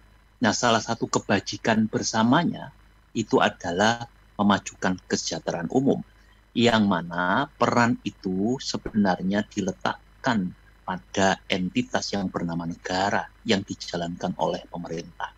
Oleh karena itu, kalau kita bicara korupsi, pasti bicara tentang kekuasaan. Kenapa kekuasaan? Karena kekuasaan itulah yang mampu menghimpun berbagai sumber daya. Tidak hanya soal uang, tapi juga soal properti, soal aset, penguasaan sumber daya alam, dan seterusnya. Nah, cara-cara perolehan sumber daya yang dihimpun oleh kekuasaan, ini yang rentan terhadap praktek-praktek korupsi. Nah, karena itu, maka apa sih sebenarnya yang harus bisa kita lakukan? Yang pertama bahwa pasti yang namanya korupsi itu pada negara yang tidak demokratis. Ya, Kenapa begitu? Karena pasti ada upaya-upaya untuk menghalangi akses, tidak terbuka, tidak transparan, dan dalam banyak aspek orang tidak dijamin untuk mengeluarkan pendapat, melaporkan, dan sejenisnya terhadap praktek-praktek korupsi. Karena itu, kalau masih subur praktek korupsinya, maka itu bukan negara yang demokratis. Maka apa yang sebenarnya harus kita lakukan? Ada dua pendekatan. Tentu ada banyak pendekatan di luar hukum, tapi pada aspek hukum ada dua pendekatan. Yang pertama pendekatan pencegahan, yang kedua adalah pendekatan penindakan. Sebenarnya instrumen hukum kita sudah cukup lengkap. Mau pendekatan pencegahan, ada kewajiban LHKPN ya untuk pejabat negara, ya, ada ombudsman, ya, ada komisi pelayanan publik dan seterusnya yang dimaksudkan menciptakan praktisis bernegara, layanan publik yang baik dan mencegah korupsi. Pendekatan penindakan, kita sudah ada undang-undang anti korupsi, ya. Maka pendekatan hukum itu bukan satu-satunya pendekatan yang menjamin pemberantasan korupsi, ya. Ada banyak yang tadi sudah diingatkan oleh Prof. Fendi, ada banyak yang tadi sudah diberikan catatan oleh Pak Nafi, ya. Karena itu memberantas korupsi itu bukan perbincangan dan tanggung jawab hukum, tapi tanggung jawab di banyak pihak dalam praktek hidup di komunitas, hidup bernegara, dan seterusnya. Nah, salah satunya tentu pilar dari hal itu semua adalah kita bebas membincangkan hal-hal apa yang dilakukan oleh negara yang tidak sesuai. Karena itu forum-forum seperti ini, media massa, ya, elektronik ataupun non-elektronik, itu adalah corong bagi kontrol terhadap kekuasaan. Meskipun dalam banyak aspek juga, ini bukan sekedar soal perilaku atau tadi yang disampaikan oleh Prof. Fendi, ada proses rasionalisasi, tapi juga sistem. Misalnya yang menyemarakan korupsi itu adalah biaya politik yang tinggi. Pertanyaannya selalu sederhana. Ketika kita masuk pada jabatan-jabatan publik yang itu memerlukan kompetisi, setidaknya misalnya melalui pemilu, pasti diperlukan biaya politik yang tinggi. Pertanyaannya kemudian bagaimana mengembalikan biaya politik itu. Banyak kasus menyebutkan, terutama di kasus-kasus penangkapan kepala daerah, ya, itu tak lepas dari proses politik yang terjadi. Nah, karena itu salah satu catatan saya adalah mengurai benang kusut dari biaya politik yang tinggi itu. Ya, saya kira itu catatan singkat saya, Pak Prawitra. Terima kasih. Matur nuwun Pak Radian. Jadi kalau kita bicara korupsi, menurut Pak Radian, korupsi itu sangat erat dengan kekuasaan. Karena dengan kekuasaan itulah seorang bisa mendapatkan keuntungan secara melawan hukum, menyalahgunakan kekuasaannya. Korupsi tidak perlu ngenteni punya kekuasaan. Nah, gimana? Tidak perlu. Untuk parkir aja korupsi ya. Tapi kan punya kuasa dia. Korupsi. Kekuasaan itu kan tidak mesti harus penguasa. Ya, tapi kan gitu kekuasaan bukan dalam arti wewenang yang besar, ya. Itu loh. Jadi setiap orang yang memiliki tupoksi itu bisa korupsi. Iya, contoh simpelnya. Gus Nafik minum kopi, makan gorengan 5 bayar 2 kan, atau korupsi tuh. Apa maling tuh Gus? Iya, korupsi. Bukan maling itu. Sama kan korupsi itu. Jadi nggak usah sulit-sulit definisikan korupsi itu. Iya, gitu aja ya. Jadi makan gorengan 5 bayar 2, korupsi gitu Gus ya. Iya. Jadi para pendengar sekalian, korupsi nggak ada makan 5 bayar 10 kan nggak ada. Nah, itu sedekah itu Gus. Sedekah, makan 5 bayar 10 sedekah. Tapi kalau makan 5 bayarnya 2, korupsi gitu toh. Tapi kan nggak ada mental yang seperti itu. Yang ada makan 5 bayarin 4 ya. Oh, bayar 4 itu ya. Ya, satunya bonus gitu kan. Itu. Mau gimana kalau menurut Pak kalau Radian ada Ya, kalau kita melihat terminologi hukum, tentu berbeda dengan terminologi makna korupsi itu dipakai sebagai bahasa sehari-hari. Karena itulah hukum lalu membedakan, ada yang namanya suap, ada yang namanya mencuri, ada yang namanya korupsi. Nah, ini tergantung positioning kita melihat ini pada sudut pandang apa. Tapi pesan pentingnya adalah ya kita menghadapi kenyataan. Kenapa kemudian harus ada Hari Anti Korupsi Sedunia 9 Desember ini? Karena masyarakat global melalui kesepakatan United Nations Against Corruption itu menyadari bahwa salah satu aspek penting yang menjadi perhatian dari korupsi itu adalah dampaknya terhadap mereka yang punya kerentanan dalam kehidupan. Siapa yang punya kerentanan? Yang paling mudah adalah mereka yang rentan dalam kehidupannya adalah orang-orang miskin. Maka korupsi itu makin memiskinkan. Sehingga harus dibalik. Salah satunya kemudian mereka yang korupsi itu harus dimiskinkan. Karena itu kita juga kita bisa menyaksikan beberapa putusan pengadilan yang dimaksudkan untuk memiskinkan koruptor. Gitu ya. Jadi karena dampaknya ada upaya untuk membuat jerah koruptor itu dimiskinkan. Baik, nah ini kalau menurut Prof. Fendi bagaimana Prof? Ini mungkin Prof bisa menanggapi setelah mendengar dua pemaparan tadi, sehingga akan ada jalan tengah sebagai jembatan penghubung daripada pendapat daripada dua narasumber tadi. Monggo Prof. Fendi. Saya sepakat sih semuanya itu Mas Gus Nafik, Gus Radian, nah itu kan ahli anti korupsi semuanya. Prinsipnya kan jangan sampai orang yang harus mendapat hak itu tercederai karena ada orang yang mencuri. Ya. Nah sekarang kan bagaimana orang yang mencuri ini kita hambat atau kita berantas jangan sampai dia mencuri. Dari aspek SDM-nya tadi kan secara teoritis tadi sudah juga dibahas oleh Mas Radian sama Gus Nafik bahwa motivasi yang kuat itu memang menjadi pencetus bagi orang mau korupsi. Tapi juga harus ada faktor keduanya yaitu kemampuan. Motivasi itu kan kemauan. Kalau mampu tapi tidak mau ya nggak terjadi. Ya, tetap mampu tapi mau tapi kalau tidak mampu ya nggak terjadi. Jadi dua aspek tadi kapabilitas dan motivasi ini memang menjadi PR kita bagaimana masyarakat ini diberi sosialisasi, diberi teknis-teknis yang bagaimana nggak mau supaya nggak mau terjadi itu. Jadi kemudian korupsi tidak terjadi. Tapi kalau kemudian persoalan kapabilitas ini tadi secara teori juga sampai saya sampaikan bahwa kapabilitas kan bisa jadi rasionalisasi juga. Bahwa saya begini karena terpepet, saya begini karena terpepet. Jadi yang paling perlu di kalau secara dari sisi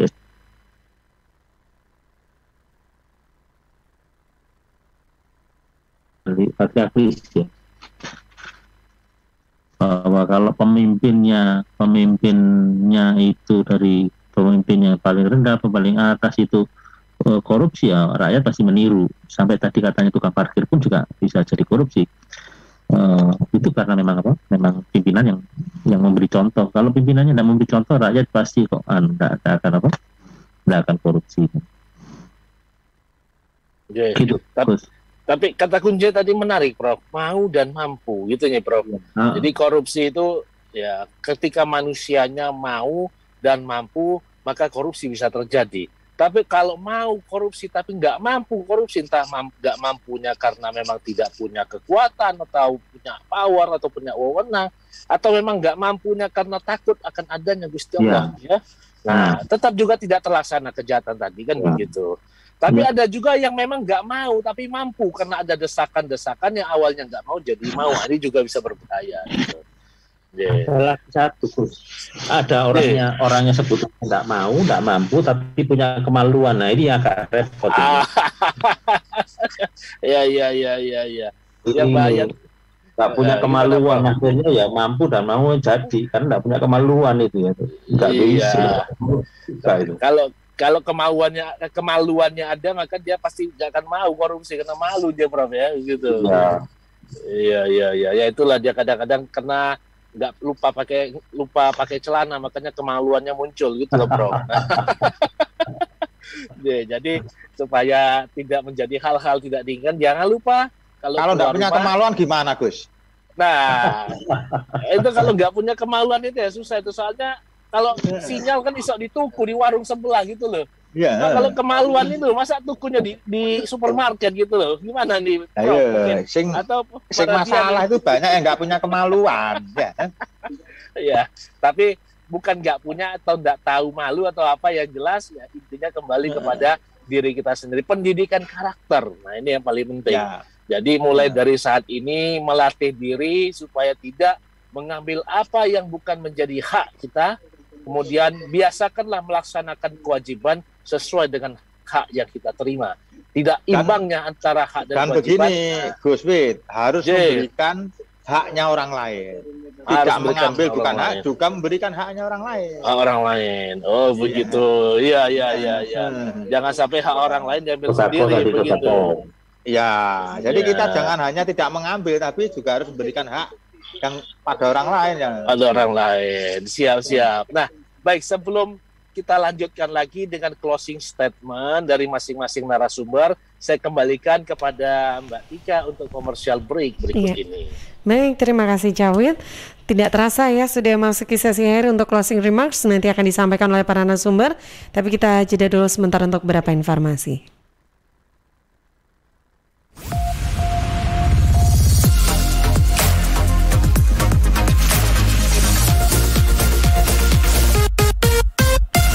Ya, sahabat, Bea Cukai Sidoarjo dalam menjalankan tugas dan fungsi di bidang pelayanan maupun pengawasan, salah satu inovasi dalam penyederhanaan proses bisnis melalui KISA Custom and Excise Integrated System Automation di tahun 2018 sampai 2024. Bea Cukai Sidoarjo menerapkan KISA 4.0 dengan mengedepankan single core system, smart custom excise dengan mengoptimalkan pengawasan dengan manfaatkan teknologi.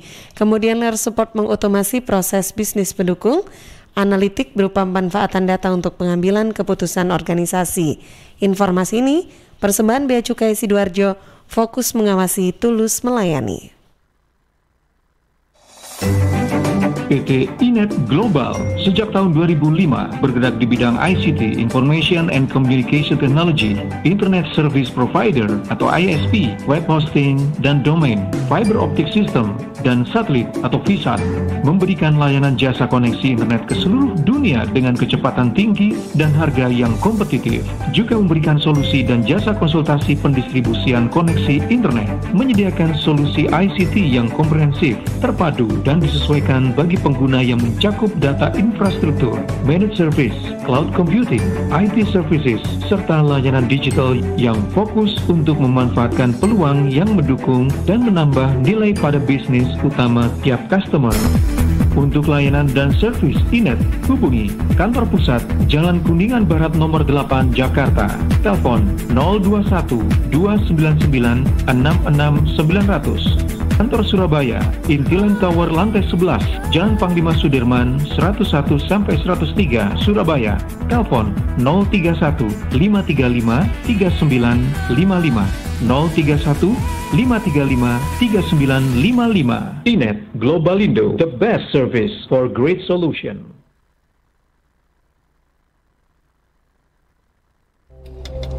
Wah, apa ini ya? Aku kabulkan satu permintaanmu. Kok satu, Jin? Malah nawar lagi. Ya udahlah, aku mau punya pabrik rokok biar bisa kaya. Pabrik rokok? Udah punya izin belum? Alah, nggak usah pakai izin lah. Oke, saya kabulkan. Loh, kok di penjara, Jin? Rokok ilegal. ya penjara. Hati-hati dengan rokok ilegal, kenali dan pahami ciri-cirinya. Tidak ada pita cukainya, atau ada pita cukai tapi palsu, atau pita cukainya bekas. Bisa juga pita cukainya beda dengan jenis rokoknya. Karena nggak ada pita cukai, nggak ada jaminan aman. Kan nggak ada ukuran kandungan nikotin dan zat lainnya. Dan yang pasti, merugikan negara. Jadi ingat, jangan beli rokok ilegal atau polosan. Bahaya buat diri sendiri dan bikin negara rugi. Iklan layanan masyarakat ini dipersembahkan oleh Bea Cukai Sidoarjo dan Dinas Kominfo Sidoarjo. Sahabat Suara Sidoarjo, ikuti talk show bersama Luminor Hotel Sidoarjo Sabtu besoknya 11 Desember 2021 jam 10 sampai 11 siang dengan tema kejutan spesial di Luminor Hotel jelang akhir tahun. Bersama narasumber Intan Elis selaku General Manager Luminor Hotel Sidoarjo, ada Otnil Reza Al-Syadai, Food and Beverage Manager Luminor Hotel Sidoarjo, dan Frida Amalia, Marketing Communication Luminor Hotel Sidoarjo. Simak di live streaming YouTube di LPPL Radio Suara Sidoarjo Live dan radio streaming di www.suarasidoarjo.id. Instagram suara_sidoarjo. Lansar Android di Suara Sidoarjo. Free di Suara, Radio Indonesia dan RRI Play untuk menyimak, juga Twitch Suara Sidoarjo, Facebook LPPL Suara Sidoarjo dan Twitter @susi_live dan Suara Sidoarjo. Interaktif 0318961514, WA 0811 309 109. Talkshow ini persembahan Luminor Hotel Sidoarjo.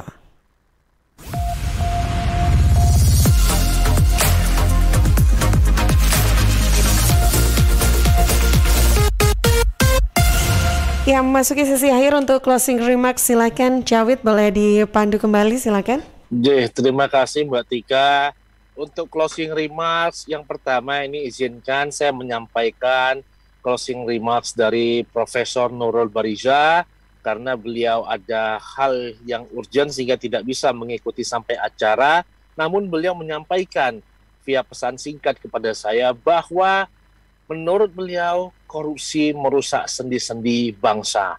Bangsa yang kuat tidak akan bisa muncul apabila sendi-sendinya dirusak oleh korupsi. Oleh karenanya, sendi-sendi yang rusak tadi harus segera dipulihkan, harus segera dikembalikan kepada fungsi semula untuk menunjang pembangunan bangsa demi generasi yang masa mendatang lebih baik dengan memberantas tindak pidana korupsi, menghilangkan budaya-budaya korupsi, dan menjauhkan korupsi dari tradisi. Baik, ini closing remarks dari Profesor Nurul Bariza. Selanjutnya closing remarks saya persilakan kepada Bapak Dr. Radian Salman. Kepada Bapak silakan. Ya, terima kasih Mas Prawita. Saya mengulang yang tadi saya sampaikan bahwa hukum itu hanya salah satu pendekatan saja di dalam pemberantasan korupsi. Karena itu ada hal yang lebih luas, tidak hanya hukum, karena itu banyak pihak memerlukan atau kita perlukan perannya di dalam memberantas korupsi. Di level keluarga, di level pendidikan, di level komunitas masyarakat, itu adalah hal-hal yang turut membantu pendekatan pencegahan. Yang kedua, biaya politik yang tinggi itu juga satu tantangan yang perlu kita gali kembali solusi untuk kita tawarkan. Antara lain misalnya bagaimana mendisiplinkan proses di partai politik yang agar lebih terbuka, agar lebih akuntabel, ya, sehingga pengisian jabatan publik itu tidak berbiaya tinggi yang nanti berpotensi implikasinya adalah pada tindak pidana korupsi. Saya kira itu, Pak Prawita. Terima kasih Pak Radian atas closing remarks-nya. Monggo selanjutnya saya silakan kepada Bapak Dr. Nafik. Ya, masih. Jadi bahwa korupsi ini kan merupakan penyakit dan musuh kita bersama. Musuh ini ya harus dijadikan musuh ini ya kan, harus diperangi. Harus wajib itu ya. Jangan jadi konco. Harus diperangi. Karena ini musuh harus kita perangi dan kita kikis seminimal mungkin. Ya, kalau nol kan tidak mungkin. Ya, kalau nol sudah nggak ada, amar ma'ruf nahi mungkar ya Gus Pandi, ya kan gitu ya. Tapi harus kita minimalisir dengan tujuan tidak merusak sendi-sendi kehidupan kita, tidak menggerogoti, ya kan, tidak menjadi korupsi bagi kehidupan kita. Karena biasanya gini, orang yang korupsi itu akan kehilangan nilai-nilai kemanusiaan. Ya, tadi mereka tidak pernah mikir bahwa korupsinya bisa membuat orang menjadi miskin, harga menjadi mahal. Ayo kita bertekad dan memerangi musuh bersama kita adalah korupsi. Bahkan koruptor sendiri itu harus memusuhi korupsi, ya gitu ya. Nanti kalau dia koruptor dikorupsi lagi, nggak mau buktinya, ya kan gitu ya. Jadi ini musuh bersama yang harus kita mulai dari ibda' bin nafsi. Dimulai dari diri sendiri, keluarga kita, lingkungan kita, dan akhirnya masyarakat secara luas. Bismillahirrahmanirrahim. Insya Allah dengan niat jihad kita memerangi korupsi, kita akan bisa meminimalisir dan akhirnya apa? Hak asasi manusia tidak akan ternodai atau tergadaikan karena korupsi. Matur nuwun, ini luar biasa ini ya. Ini dengan Bismillahirrahmanirrahim, insya Allah korupsi dapat kita minimalisir sehingga dapat dihilangkan atau setidaknya dikurangi dari bumi Nusantara ini sehingga pembangunan Nusantara yang lebih baik bisa terwujud ya untuk generasi yang masa akan datang. Nah, bicara untuk generasi yang masa akan datang, di sini monggo saya silakan kepada Profesor Fendi Suharyadi untuk menyampaikan closing remarks-nya terhadap acara pada sore hari ini. Baik, terima kasih Mas Prawita. Saya dari diskusi tadi malah saya punya teori baru ini, bahwa 3KM ini supaya tidak korupsi orang harus dijaga kemampuan dan kemaluannya. Kalau dia korupsi, kita harus potong kemaluannya, kemauannya dan kemampuannya supaya tidak korupsi lagi. Jadi ini teori baru nih kayaknya. Teori 3K ini Prof ya. 3KM ini ya, kita buat ini. Terima kasih Gus Prawita. Siap, wah ini singkat, tepat, padat, jadi harus diberangus kemampuannya, kemauannya, dan kemaluannya, kan begitu ya. Jadi supaya iya, ini luar biasa ini. Tapi setidaknya bagi para pendengar ya Radio LPPL se-Jawa Timur sekalian, ini mungkin dari hasil diskusi pada hari ini untuk memperingati Hari Anti Korupsi ya yang jatuh pada 9 Desember, maka mulai sekarang biasakan dari diri sendiri, janganlah melakukan tindakan-tindakan yang mengarah kepada mengambil hak milik orang lain dengan melalaikan kewajiban. Biasakanlah mulai dari sekarang, kalau makan gorengan 5, bayarnya 5. Gitu nih Pak Fandi ya, ini dari Lombok nih Pak Fandi ini ya. Jadi kalau dulu ada makan gorengan 5, tapi bayar cuma 3, mulai sekarang harus diganti ya. Harus diganti. Ingat dulu, saya makan gorengan ada berapa, oh lupa bayar atau apa, dibayar sekarang. Lebih baik terlambat daripada tidak. Karena kalau ini akan menjadi mengakar, membudaya, menjadi darah daging atau tradisi, akan membahayakan kelangsungan generasi yang akan datang. Begitu. Nah, demikian yang dapat saya sampaikan pada acara Erlangga Forum hari ini. Saya kembalikan selanjutnya kepada Mbak Tika.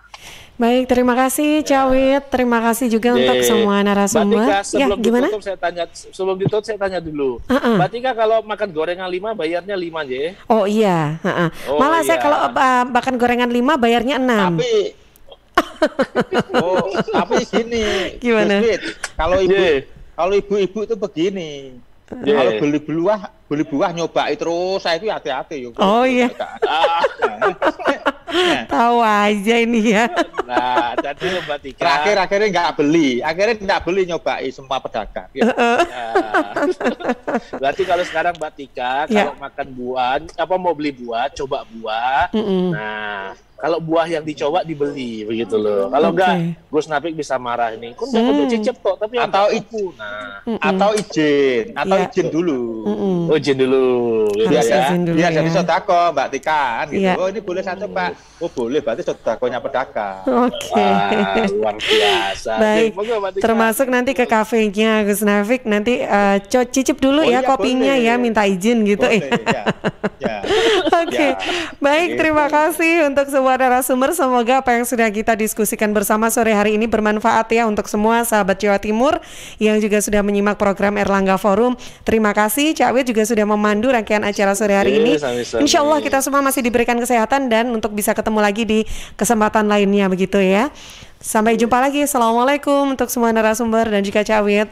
Waalaikumsalam warahmatullahi wabarakatuh. Waalaikumsalam warahmatullahi wabarakatuh. Baik, dan untuk semua sahabat Jawa Timur, program Erlangga Forum sore hari ini juga disiarkan serentak bersama Radio Jaringan Asosiasi Lembaga Penyiaran Publik Lokal Jawa Timur, disiarkan di Suara Sidoarjo, Persada Kabupaten Blitar, Suara Pacitan, Pradia Suara Tuban, Suara Madiun, Praja Angkasa Trenggalek, Mahardika Bondowoso, Ersal Nganjuk, Kanjuruhan Malang, Purboyo Kabupaten Madiun, Suara Sampang, Magetan Indah dan Remaja Klasik Radio Malang. Saya Tika Hamsar dari Suara Sidoarjo pamit undur diri. Sampai jumpa. Assalamualaikum warahmatullahi wabarakatuh.